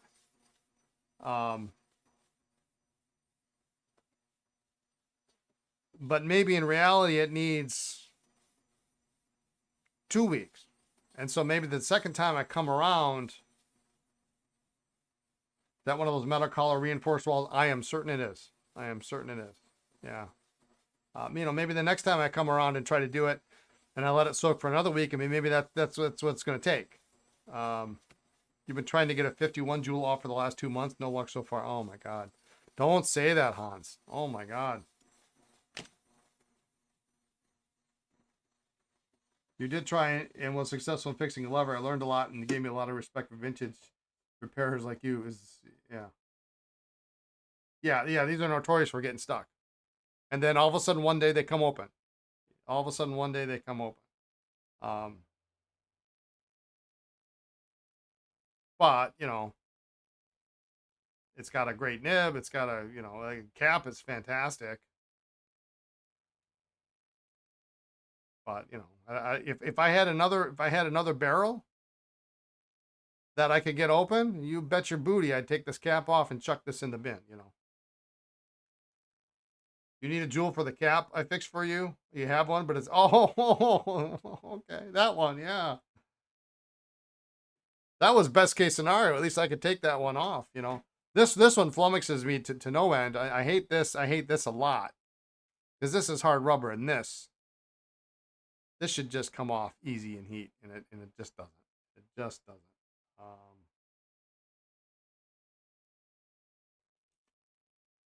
So somebody used super glue or something. Although there is a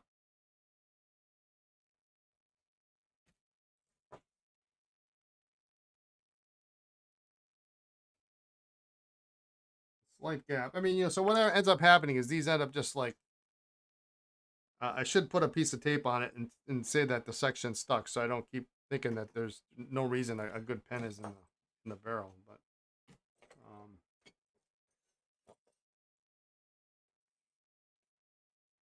yeah, I mean, just keep trying. I mean, you never know. I mean, one day maybe there's a new technique, or you get a new heat gun. Well, that worked.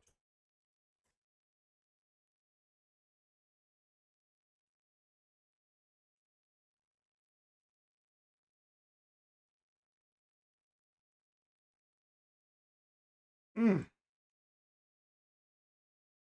Oh, I ruined my tool. This lever is not really working very well here, so I really want to get it out, but it's really. I'm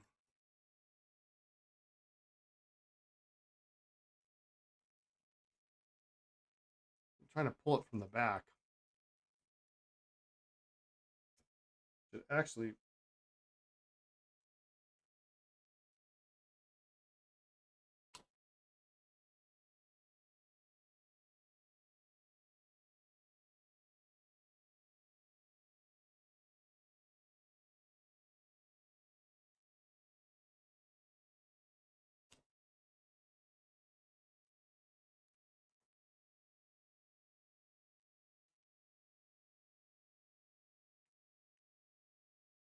Mm.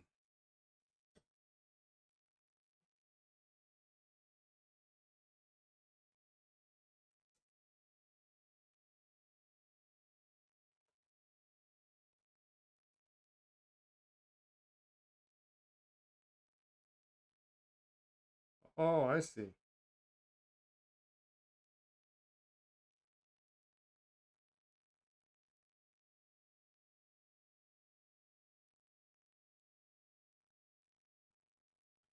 Do you find that most repairmen remove that lucite sack protector bit in the Esterbrook's over the years? I have a love-hate relationship. Even this year, since I've repaired so many of them this year. I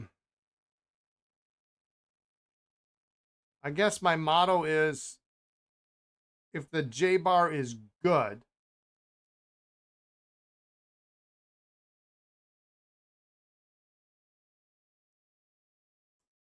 then I leave it because it does help with sack compression and it really is good for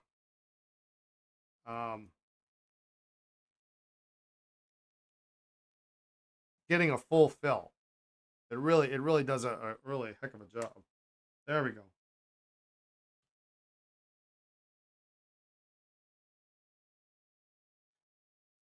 I've almost never been able to get these out. So if the J bar is good, then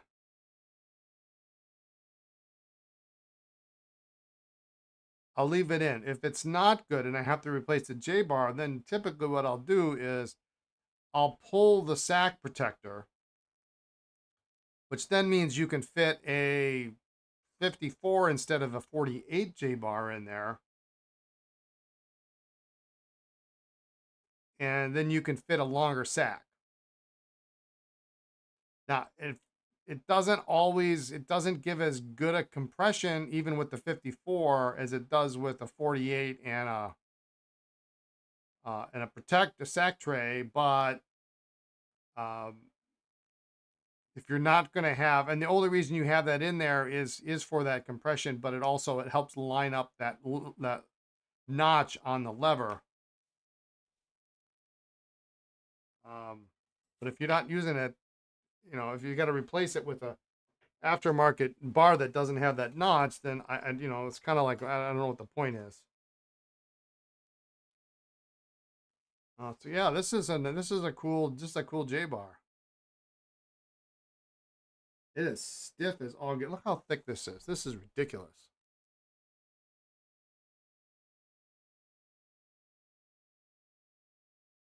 It was getting hung up on, and then it's got.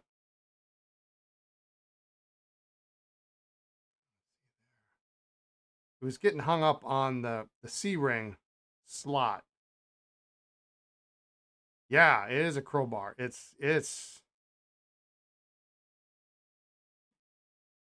But it wasn't. It's bent.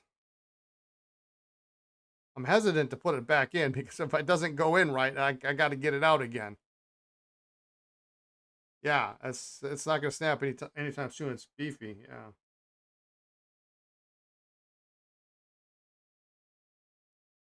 They're really very hard to get out. I had to use, typically with the rest of these, you can just kind of pull them out with a hemostat. With this, I kind of had to get in with, oh, not that one, this one, and pull it out from the back. Kind of trying to lift up in the back and pull it out.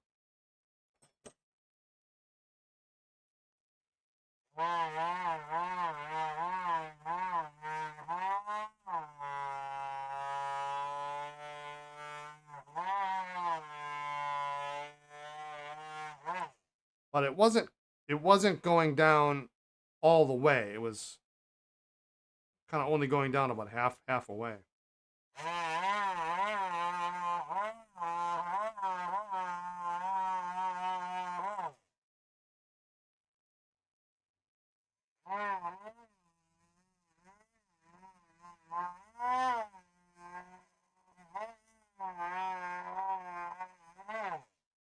Now, only if Esterbrook would have made the clips at this time that beefy, they'd have been in good shape.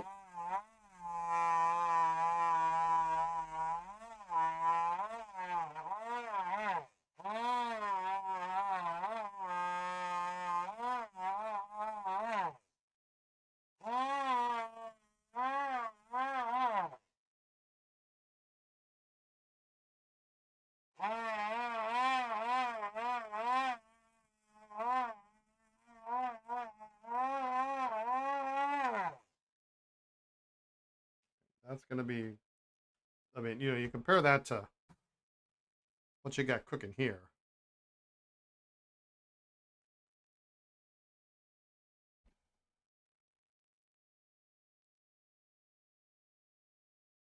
I mean, it's at least twice as beefy, maybe 3 times. All right, Fuzzy, good to see you. Thanks for tuning in. Of course, the weak spot is you've got this right here where it's these two outer pieces separate, and it's this little tiny. But even that is thick, you know.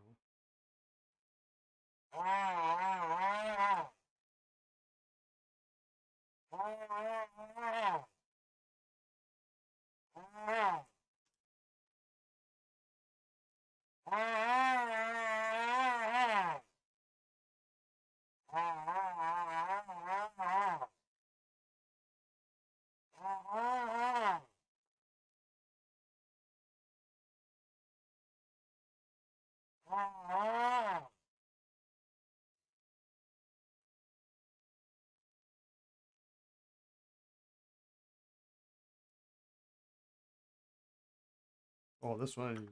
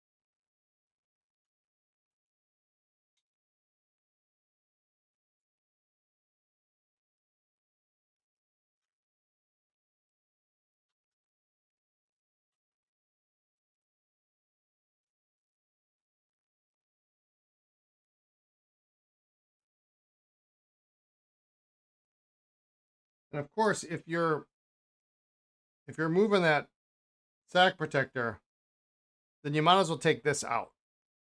I always say that.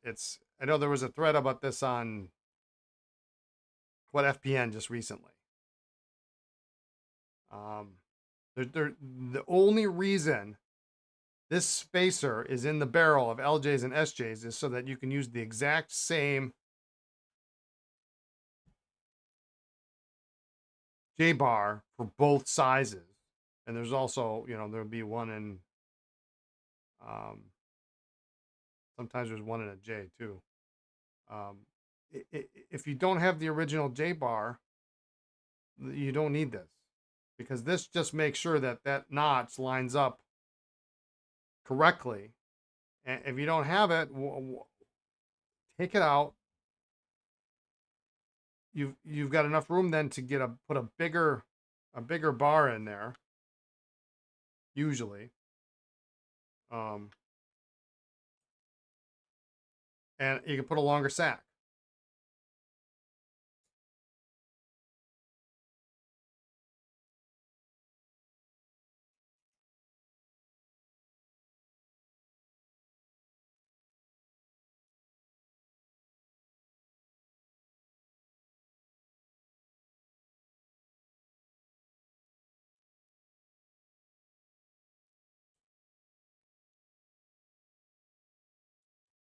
I doubt we're ever going to have a situation where oh,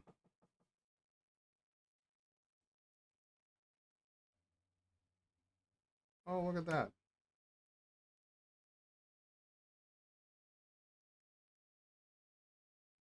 That barrel's got a crack in it.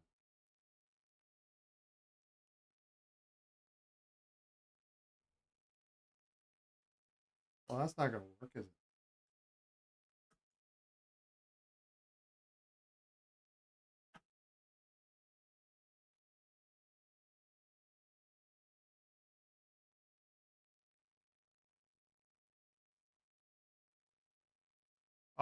Peter passed away.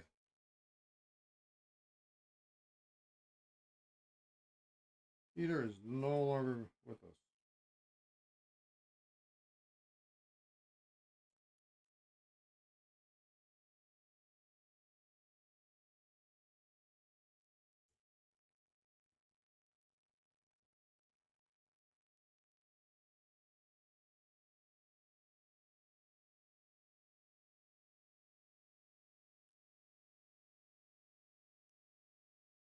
Todd took over the company.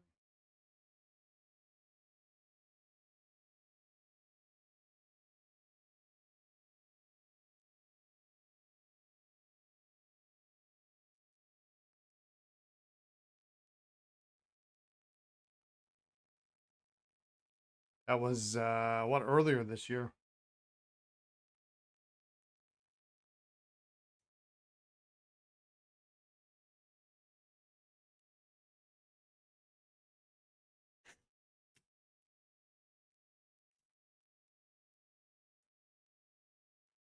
Yeah, that's another loss.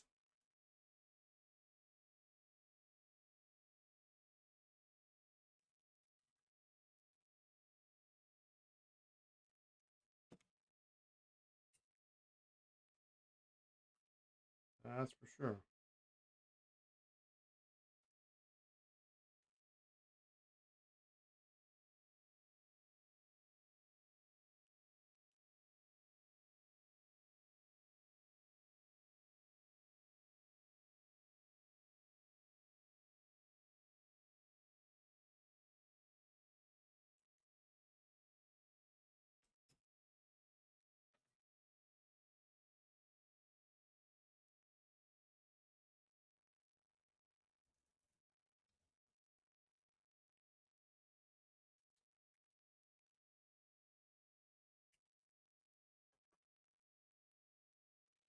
So yeah, the ends of these above this friction fit are very, very thin. This is not uncommon, and I very likely didn't see it because the section's the same, basically the same color.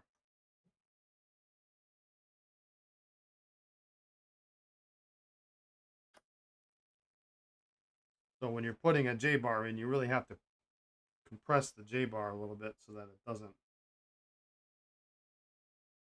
put stress on that area.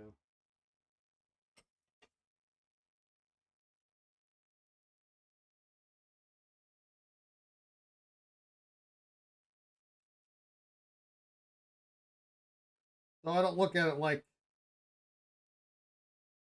it's a broken SM. I look at it like I gained a really good SM cap and an SM section and a couple of SM jewels. But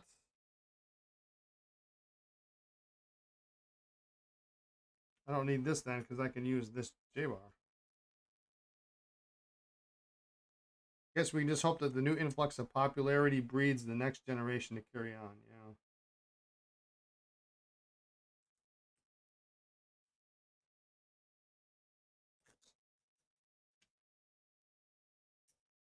There we go. Well, that solves that problem. I don't need this in here anymore.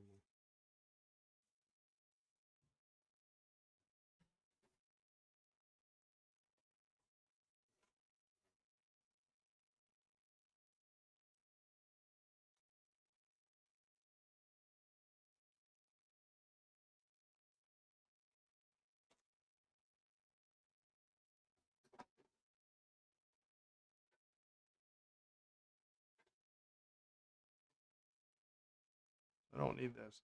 Bought the V clip several streams ago. You mentioned it can be scarce because it was only made a few years, and you also explained the issue with breakage.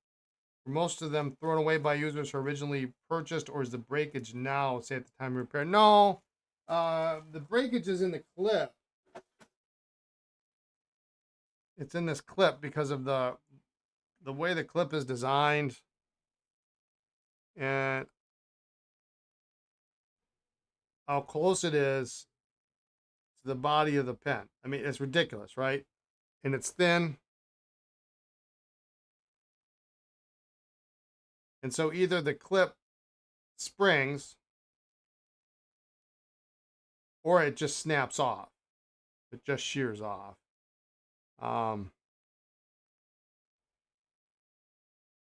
Oddly enough, it's hard to identify. It's really hard to identify a V-clip barrel unless it has one of like um, two like only one or two imprints. Yeah, the damage prevents the use of the clip. Yeah. So they went and they changed from that to the two-hole clip, which was shorter, more robust, and then had a little bit more of a gap. It wasn't as thin. Yeah, this is just a little added extra bonus today that gave us grief. This I'm just gonna do that. We got a good cap just in case we need a new cap for that or for something. I'll see if I got a barrel. All right, so this.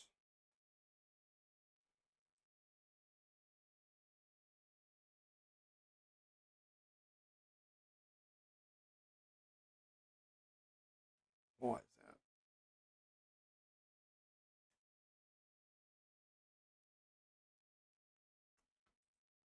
You know, and they have there's a couple of identifiable imprints that are only on a V clip. But in other words, you know, there's like one that's pretty much the same as on a dollar pen. So I'm guessing, this is pure speculation, is that people would have gone back to the dealer and eventually they just they either replaced the pen entirely or they replaced the cap.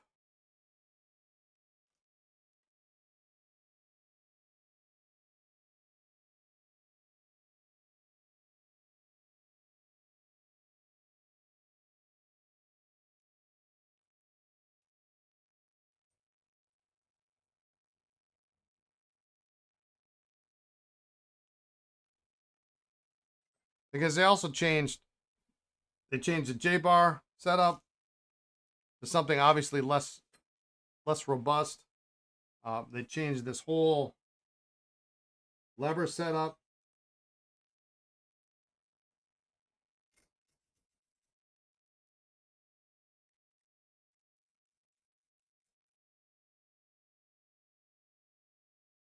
I mean, it's a different pen.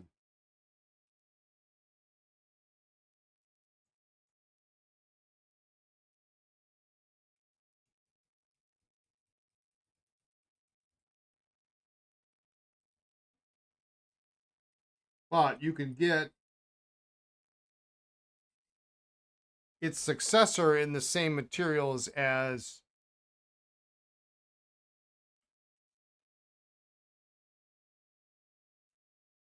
the V clip. You wonder if they even offer replacement parts though at the price point that's hold. I mean, you know.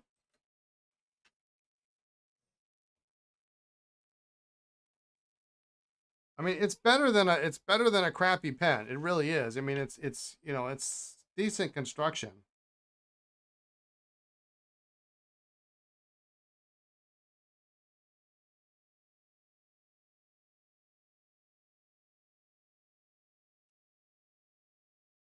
Again, it's all speculation. There's nothing.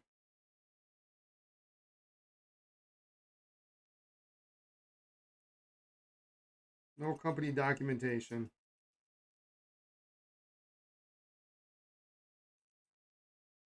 They didn't make them very long.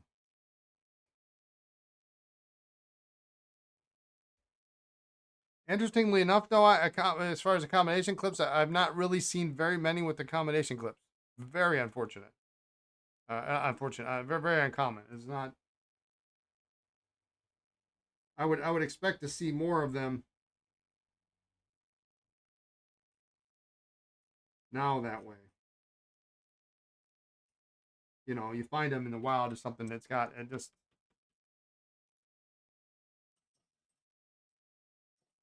Maybe they traded him in. I don't know.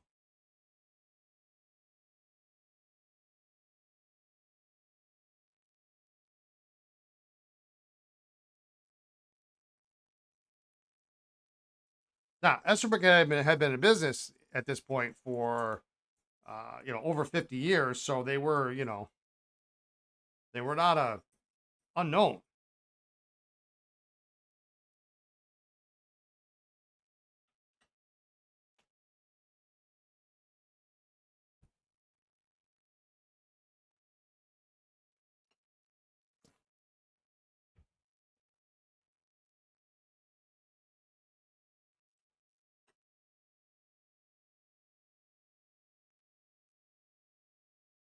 You know, and they had been having, you know, Wharton, Aiken Lambert, and oops.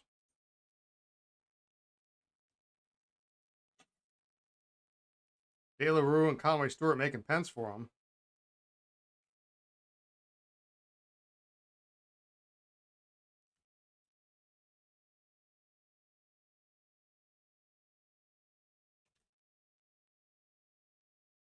You know, so maybe they wanted to. They could have been very akin to Twisby. Here's your new cap. Yeah, yeah.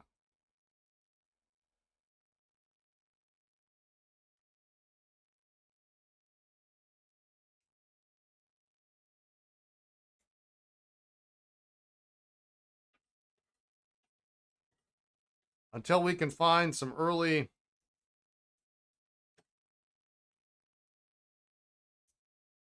documentation, all we got is speculation. Sadly.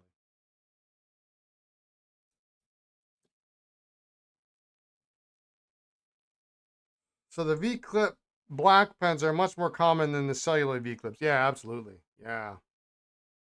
I mean, in my opinion, in my humble opinion,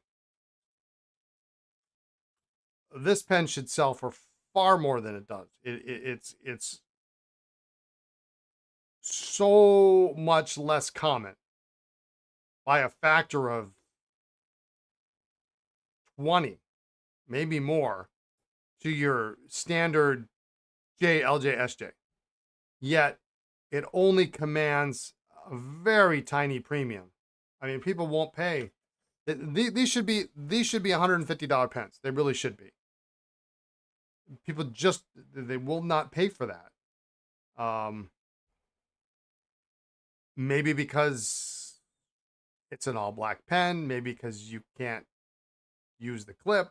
Maybe, I mean, I don't know. If you want an original nib, good luck. Much harder to find because most of your V clips are going to have replacement nib units from the 1940s. Nib options at the time were very limited, although that doesn't stop us from buying other 1930s pens with just fine nibs,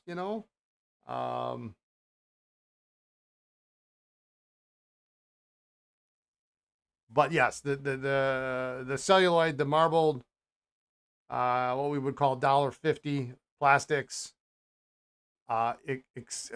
exceptionally rare. They have held their value over the years consistently. They're in that, the bad ones are in the $200 price point. 250, 300, 325, depends on the color. Unfortunately, they all succumb to crazing in the cap. Water gets under the inner cap. That's where they crack. You see them start to turn. They'll crack right in the back, usually in the front. If you get one that doesn't have crazing in it, don't use it. I mean, I wouldn't recommend you. It's so rare. It's really pretty rare. I got an extra nib here. And they're not actually, I mean, I've never ever seen a catalog or a price list for any of these pens. I can only assume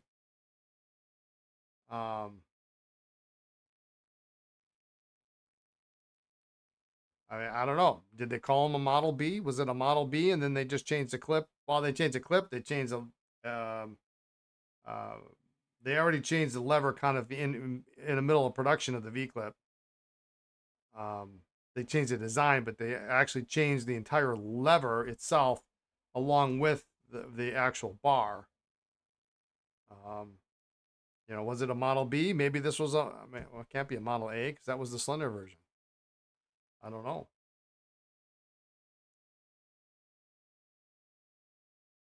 So we don't really know exactly how many offerings they made, but we do know celluloid limited to primarily Morocco red, foliage green, or the green, is it fern green or foliage green? I can never remember. I just get those two mixed up all the time. That's why I have a website, Esterbrook.net. And then there's the gray pearl with red veining, and then there's a gray pearl. There's a gray pearl, and then there's a gray marble with red veins. So there's four celluloids. I don't think I'm missing any. There's no blue. There's no brown. Yeah, there's four. And in full size primarily, although I do believe slender exists. And at one point in time, and I've seen this exactly once, Indy, you almost missed the stream. Well, you came in for the most important part. I've seen this once, and it was on Gary Lair's Go Pens. I suppose one of these days I could go back and look through his auction listings. It was a gray marble with red veins in a demi. I've never seen reference to a demi ever. I mean, but it had to exist because it's got a short barrel. Now, it had the cap. So it's not like it was a mismatch. It had a V-clip cap. And you can't shorten the barrel. I mean, you'd have to trim the threads or cut the end off, right? I mean, that's not how it works. So, yeah, apparently there was one, assuming it's the right size. It's hard to tell from the picture, but there was like an H essentially.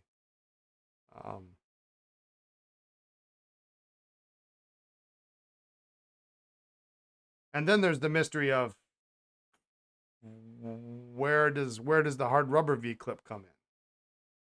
Because there's a hard rubber version of this, which really becomes interesting when you consider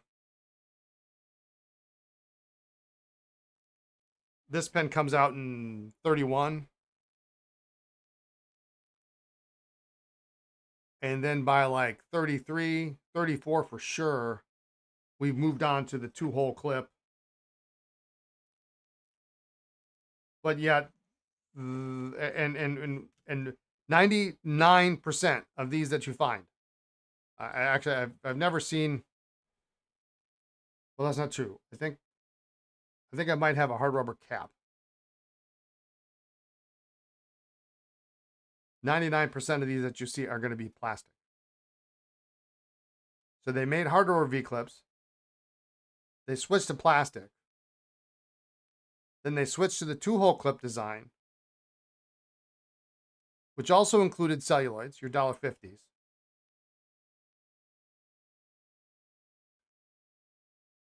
But then they had hard rubber in that lineup too.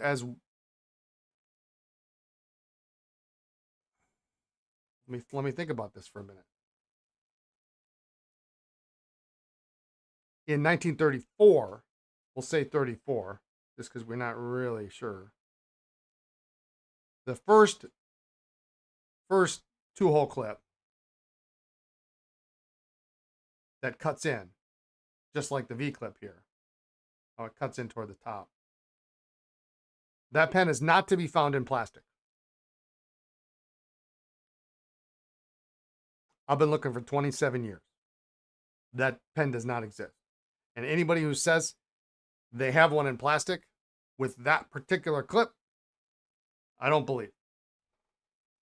Perhaps because of the Depression, they got a good deal on the black hard rubber to make them in the beginning. Maybe.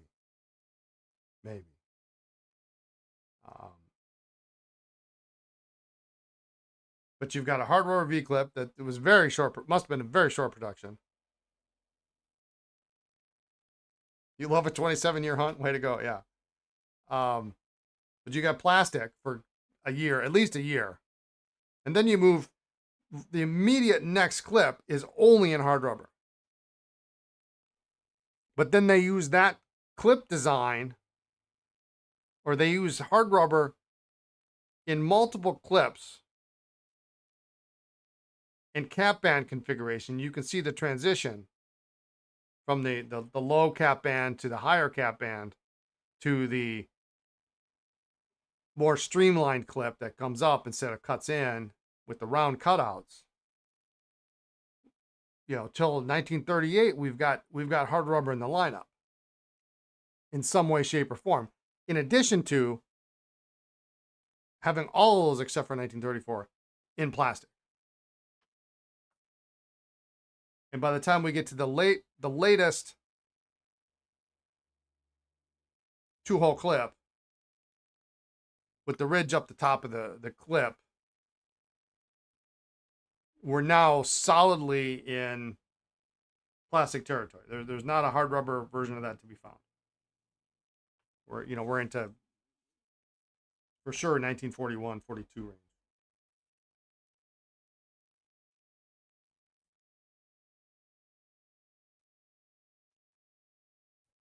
So it's really an interesting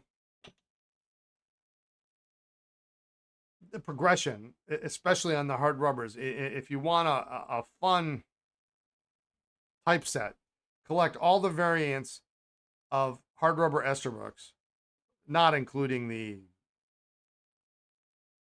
Wirtz and Aiken Lamberts. I mean, that's insanity. That's and a ton of money. Because you don't have a lot. There's not a lot of them. There's 34 clip. Let's just say, so we've got, let's count these out because I love doing crap like this. I wonder if there wasn't a celluloid shortage due to the aging necessary during manufacture, because that's an odd choice. You just insert hard rubber mid-game. Yeah. So you've got 1931 hard rubber and plastic. 1934 hard rubber black only. I'm just going to say 1935. I don't know if it's 35 or not. You've got hard rubber and plastic. Again, and this goes to 1938. And so you've got your variations.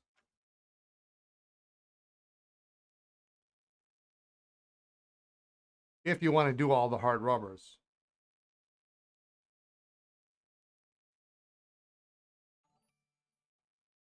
Oops.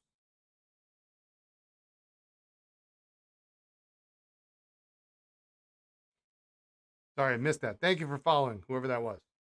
Groovy Hot Rod. Used to repair pens on your farm. The pigs were constantly destroying the pens. You fixed a lot of pens.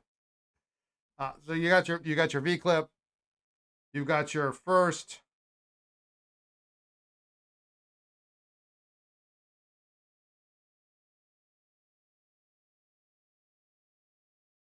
version of the 2-hole clip, which is shorter.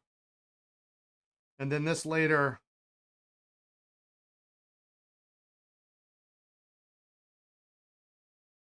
comes down, and there's variations. This is a terrible drawing, but there's the variations of that.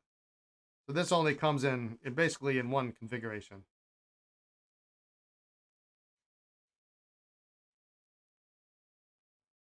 This comes in, I have to remember, this is a low cap band position. This comes in low cap band position as well as a high cap band position. So there's at least 2 variants here. One, I don't recall if there's a high cap band on this one. I think there's only one there. So 2, 3, 4 variants. You need 4 pens, maybe 5. I'd have to double check my references on this one here. This was kind of short-lived too. This is a typeset that's going to take you.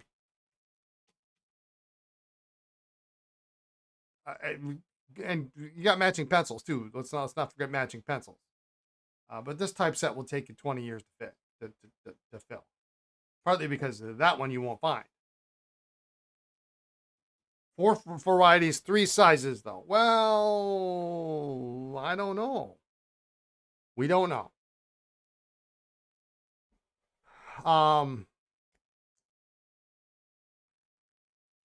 These 2 here, which we know Model B and Model A for certain. Full size slender. H? Never seen one. H is the SJ of the family. Never seen one. This one, I don't know if we'll call it B, but we'll call it B. B for sure. Full size. They made this pen in slender. And outside of the one weird thing on Gary Lair's website, never seen an H ever. I've only ever seen 1.5 hard rubber V clips. Both are full size. So, yeah. You missed out on 2 gray marble dollar, 8s last week in eBay, and a big Esterbrook lot. Yeah. That's too bad. So yeah, you could say 2 sizes here for sure, and 2 sizes here for sure. Times the 2 cap band. So you've got 4, 2 to 4 here, depending. I can't remember. I have to check my notes. And 1. So no more than 9. And then add in the pencils.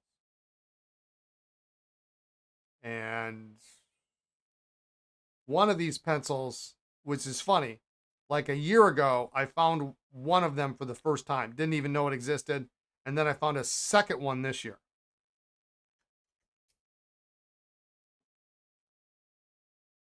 Yeah, the 27-year hunt for this clip on a black plastic pen. It doesn't exist. I won't say I pay handsomely, but I don't think it would be worth a ton. But every time someone has come up with, oh, well, I've got this clip in plastic, it turns out it's hard rubber in really excellent condition.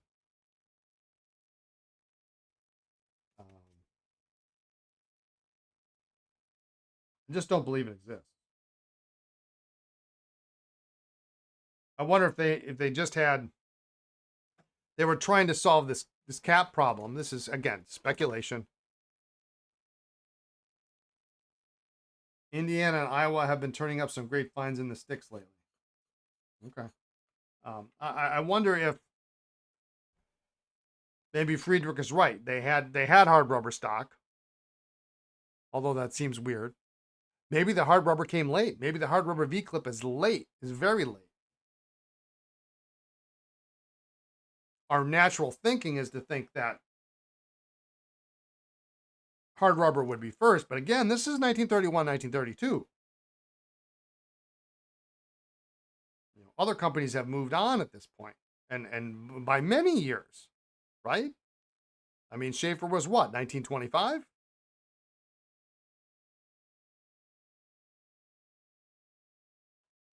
So maybe it was late in the game that they brought the hard rubber V-clip into play.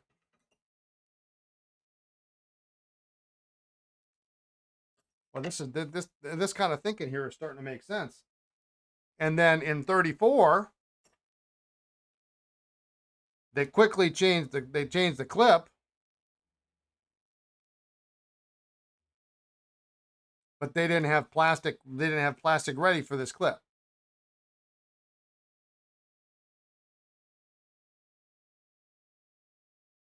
That sounds plausible. Schaefer made both at the same time, and some hard rubber pens were kind of like, yeah. I mean, Esterbrook making a hard rubber pen 13 years after, plastic came out. I mean, yeah. So yeah, maybe that's the deal. Maybe the hard rubber V-clip is super late.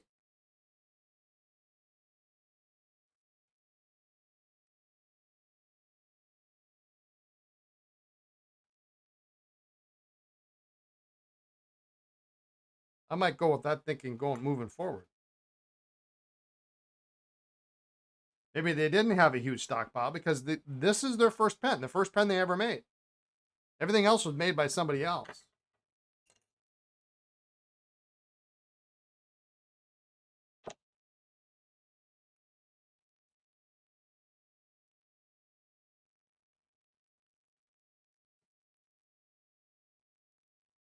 Just spitballing. It's fun to think though. It's fun to talk it through. Yeah, even by then, Waterman moved on hard rubber. Schaefer sold flat tops and others very late because they had parts left over. Yeah, I think Parker did the same with Canada. Yeah, I mean, there's no reason they shouldn't, right? Right? But why this discrepancy?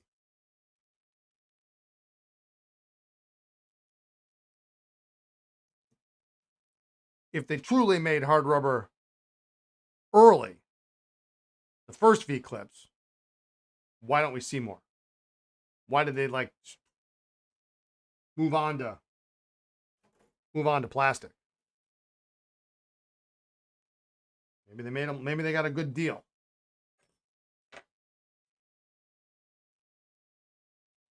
I don't know.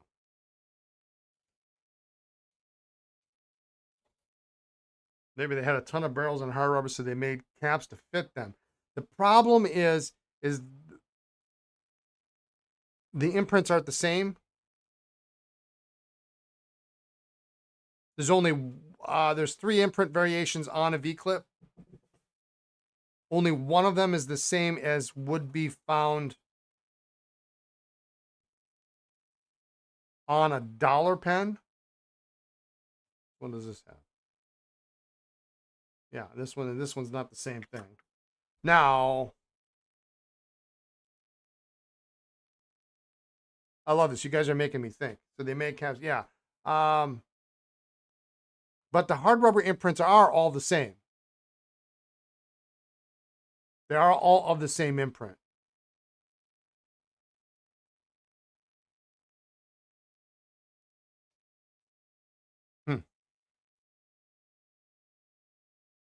But why, if you were making plastic, yeah, I'm going to be up all night. I'm going to be thinking about this. If you made plastic barrels, why would you switch to hard rubber?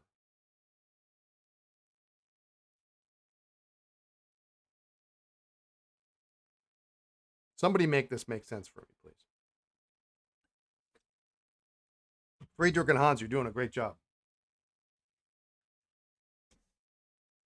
All right, let's keep trucking along here. It has been this whole early progression has been, I won't say a struggle for me, but it's the most interesting, the things that keep you awake at night. Yeah. It's been one of the most interesting parts about collecting Esterbrook, because there simply is, there's so very, very little documentation ever. I mean, you know, your best information comes from ads, and we all know how inaccurate ads are.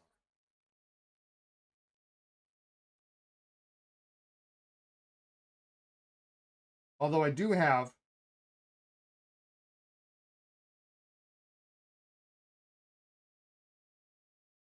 oh, let me think.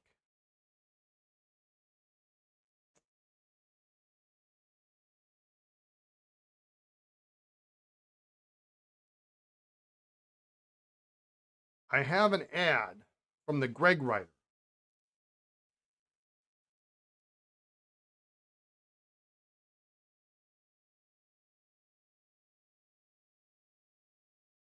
That really is going to muddy up the conversation. I think I know where it is. I think it's in my other room.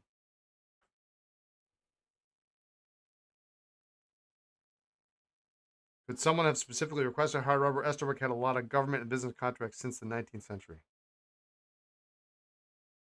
If y'all are interested enough, let me know, and I'll go see if I can find it. I'll give it a cursory 30-second look if I know where this ad is.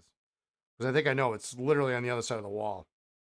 If you're interested enough for me to pull this ad from, I'm really curious of what the actual year is on it. 32 maybe. But there's an actual V-clip ad. It's the only one I've ever seen. It's in the Greg writer.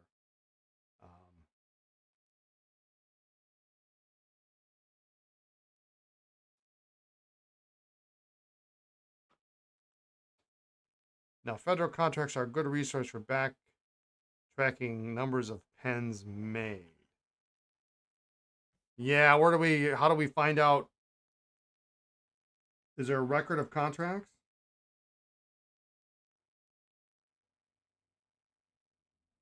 It could be contract, because that's the supposed story in the black hard rubber Parker 51 parts, as well as they were a government contract. Oh no, this is interesting.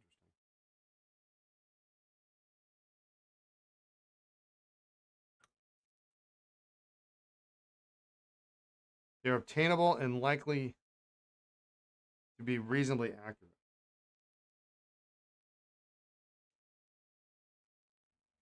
You know, that sounds like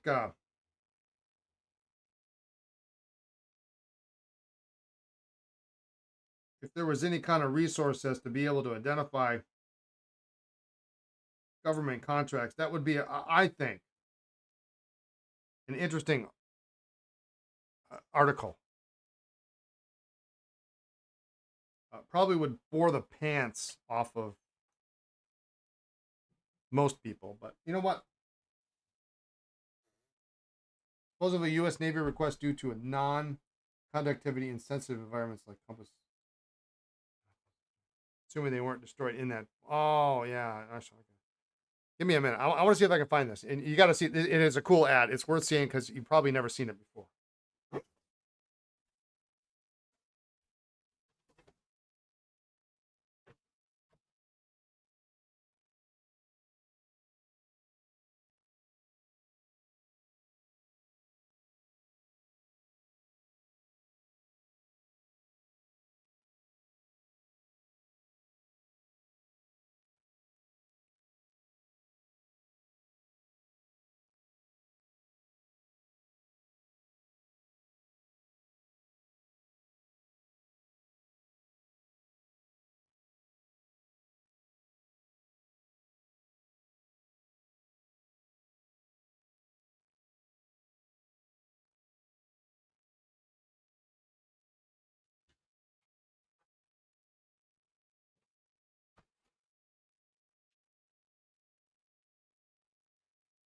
Well, sadly, it was not where I thought it was. FOIA request them. After run, so sorry. Everyone thinks it's a super nerd. All right, thanks, big enthusiast. Yeah, so I'll have to see. I have no idea where that thing is. It might be in my storage unit. I really don't know. Which I will be at this weekend, but there is. I don't think there's any time for me to be hunting around for that ad.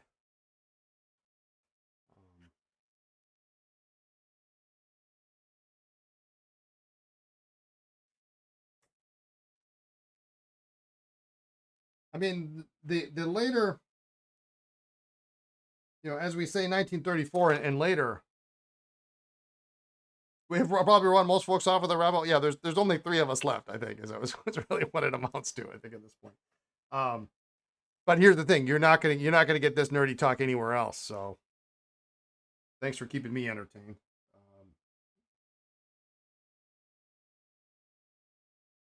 The 1934 and later hard rubber stuff is actually fairly common for Esterbrook. These, run of the mill.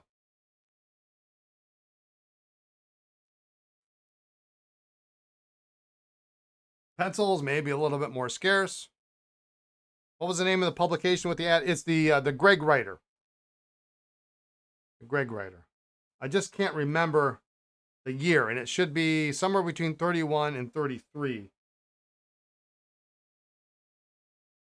Because it talked about what was cool about the ad. Is it talks about the Greg nib, which at the time might have been the 1554, because there was a 1554 Greg and there was a 1555 Greg, which is what everybody knows. But there was, for a short period of time, a 1554 Greg before they dropped the Greg reference. So it talks about obviously the Greg nib for shorthand, because it's a shorthand magazine.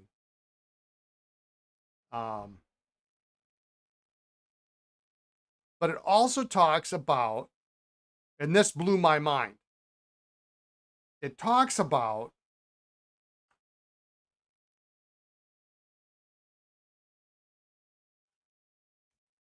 distributor in Toronto. In 32. Let's just call it 32, because I don't remember the exact year of the publication. So, where are my Canadian? Where are my made in Canada V-clips? Or did they make them in the US and ship them off and what was sold in Canada was made in USA imprint.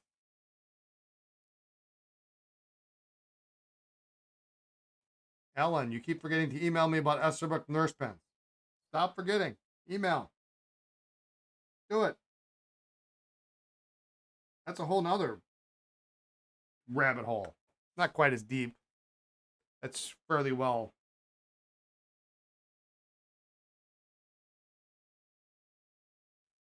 observed. Speaking of nurses pens, we know at the time that there were 3 shift colors of inks, yet predominantly only 2 shift jewels tend to be found. Yeah, green is the rarest.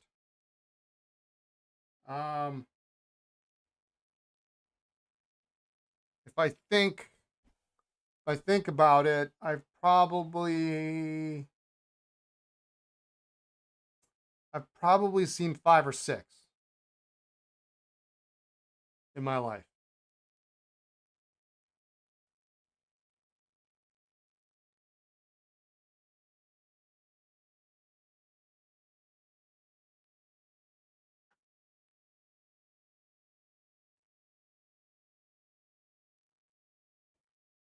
They were closer being made in the 50s. Yeah, so the green ones, yes. Yeah, you're after 1948. I don't know how early they were made, but certainly no earlier than, oh, that's not true. That's not true. Well, for green, yes, yeah. Because they did make some transitional stuff, so you can kind of put that together before, maybe 1947, before then, because you can still find 48, I think, is when the registered trademark came into effect. And you can find Esterbrook's without that registered trademark imprint on the barrel. So those are 47, first year, so to speak.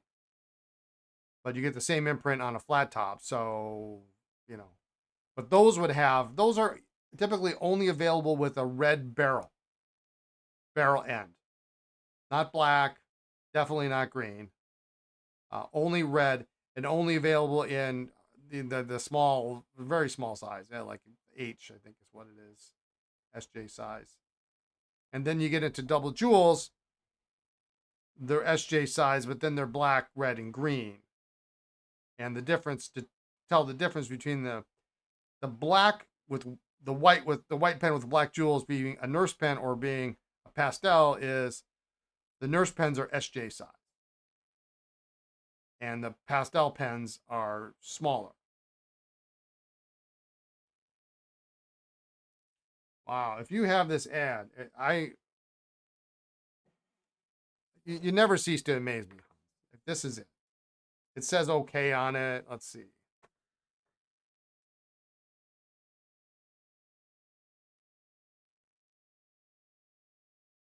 Oh, look at that. Look at that. Okay, hang on. Let me find the right screen here.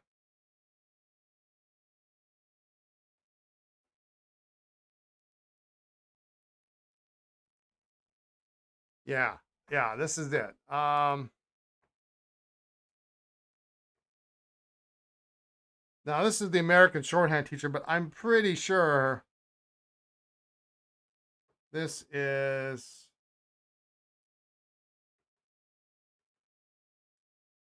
oops, I don't want that. Sorry.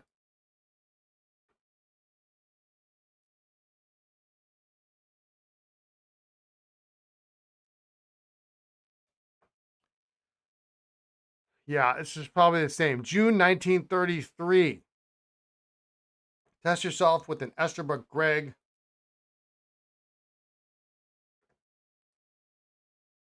Fountain pen and gain a new line of what efficiency and speed and performance can mean in sonography. Durachrome point, machine to Greg specifications. You can't really read the imprint very well there.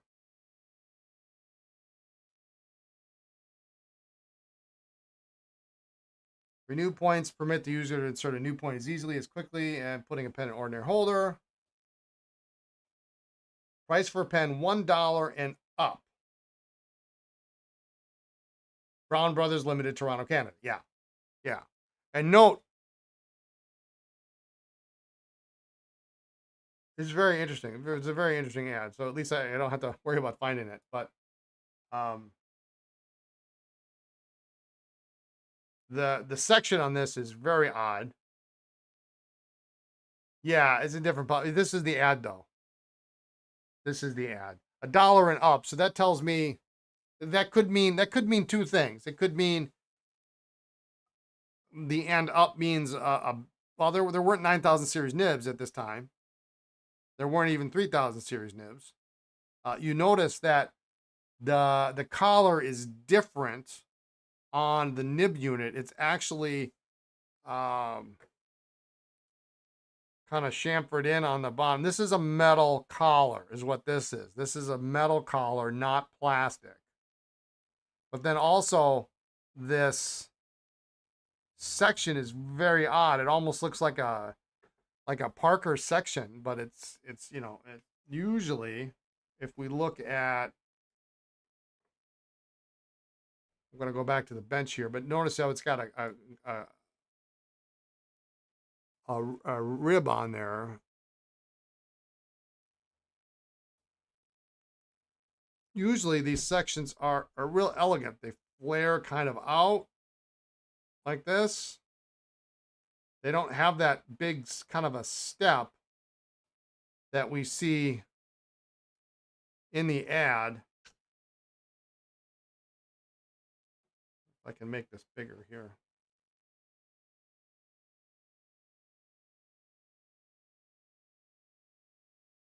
You can see how it's got kind of a sharp step there.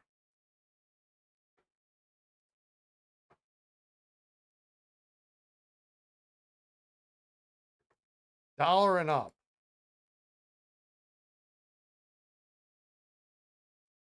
And where are our Toronto, Canada pens?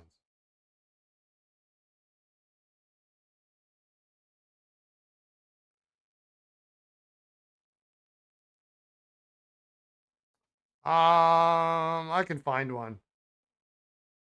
I don't remember if it's steel or aluminum.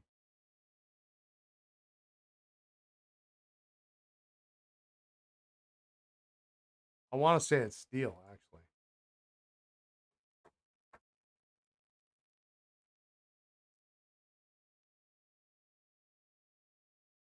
Yeah, so this is 35. You said, yeah, 35. Single page view. Although interesting, this looks like the V clip. Yeah, this is the 34, 35. We've got the big round cutout. We slides up the top here. Now we've moved on to a plastic collar on the nib. And we're talking about the push pencil. Slightly higher in Canada. I mean, it's getting equal billing here.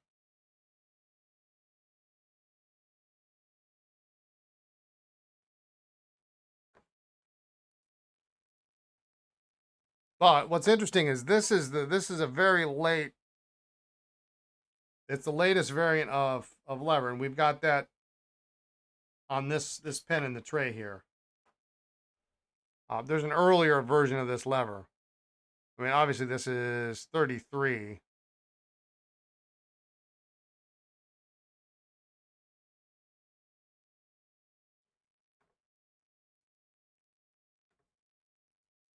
We got it on 34. Now this one I've never seen. This is interesting. Let's take a look at this.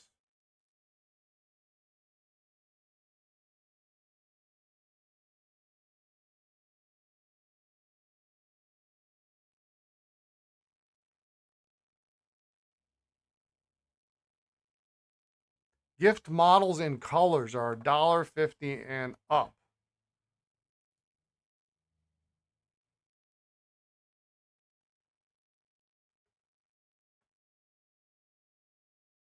We need this. What everyone should know about a fountain pen. Dictation facts number 17. Now, this could be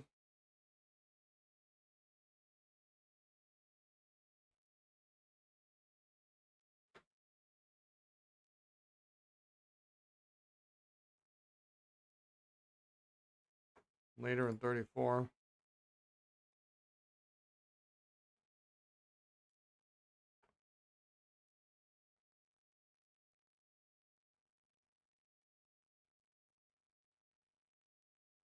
So basically, it looks like the same piece of artwork, but in reverse, right?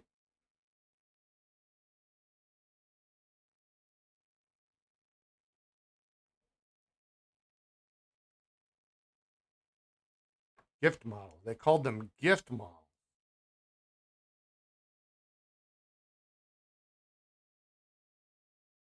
Wow. So pushing on, what is this? So this one was 34.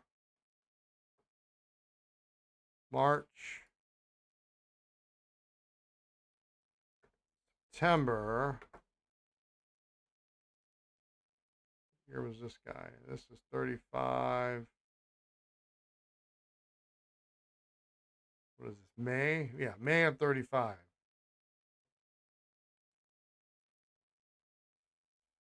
Yeah, it's 33.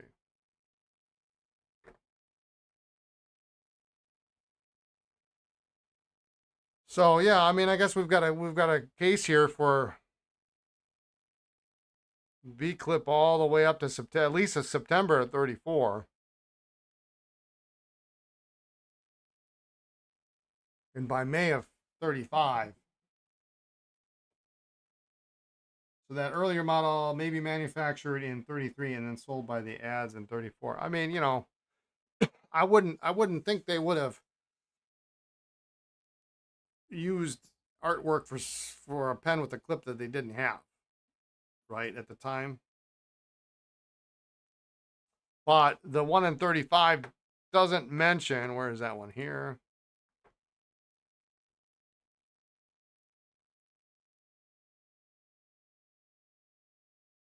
It doesn't mention anything about it being new.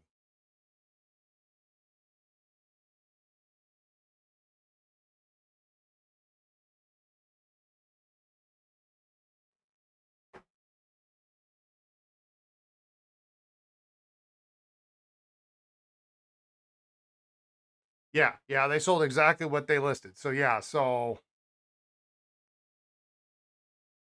but we also don't know in September of 34, were they trying to get rid of old stock? Did they have, when did the two-hole clip? Yeah, no mention of new and improved. Did you know, was the two-hole clip been around in 34? Maybe it's 35 now. Maybe the V clip is 31 to 34, which is a long time for a pen with a terrible clip.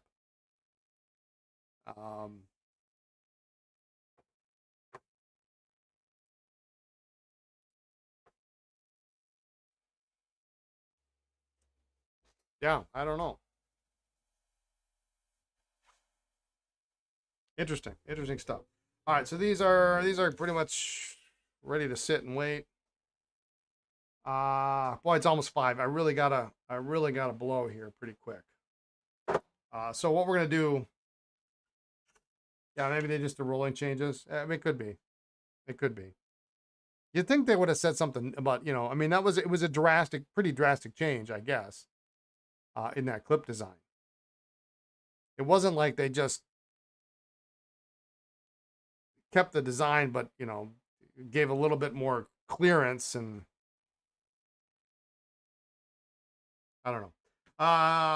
So I guess tomorrow we're gonna test these. We'll have these 4 plus these 5, so we'll have 9 to test tomorrow. I'm just gonna sit on these. I'm not gonna try to start anything now. It's almost 5 o'clock. You get me gabbing on Esterbrook history, and Ruth. Yeah. Thanks for tuning in. I appreciate it. See you later. You get me talking on Esterbrook history, and it's no production is what it's going to be. Your search was very superficial. Yeah. I mean, you know, we need to dedicate some more time to these things. There are a lot of avenues for research, lots of ads on Internet Archive. Yeah. I just I have zero time to do it, unfortunately. You know, I could speculate all day based on personal knowledge and whatnot, and it's fun to do so. You know, it'd be great if we could come across a treasure trove of stuff, but you know, it also depends uh, on what was Esterbrook's ad budget, right? Maybe between September of 34 and May of 35, maybe they ran out of their budget in September and they didn't have any more money until May. You know, what was their fiscal year? We don't know. Anyway, I am expecting a phone call from Lisa any minute now to tell me she's about to vacuum our new space and I should get my butt over there. But I'm not riding my bike over there, so I gotta wait for her to come home. And I suspect we're going to be taking something over there tonight just to say we can take something over. So, anyway, move number whatever is about to take place tonight. So anyway, thanks everyone for joining and going down that rabbit hole. Have a great evening, a great afternoon, a great morning, wherever you are in the world. Be kind, be well, and we will catch you tomorrow. Take care, everyone.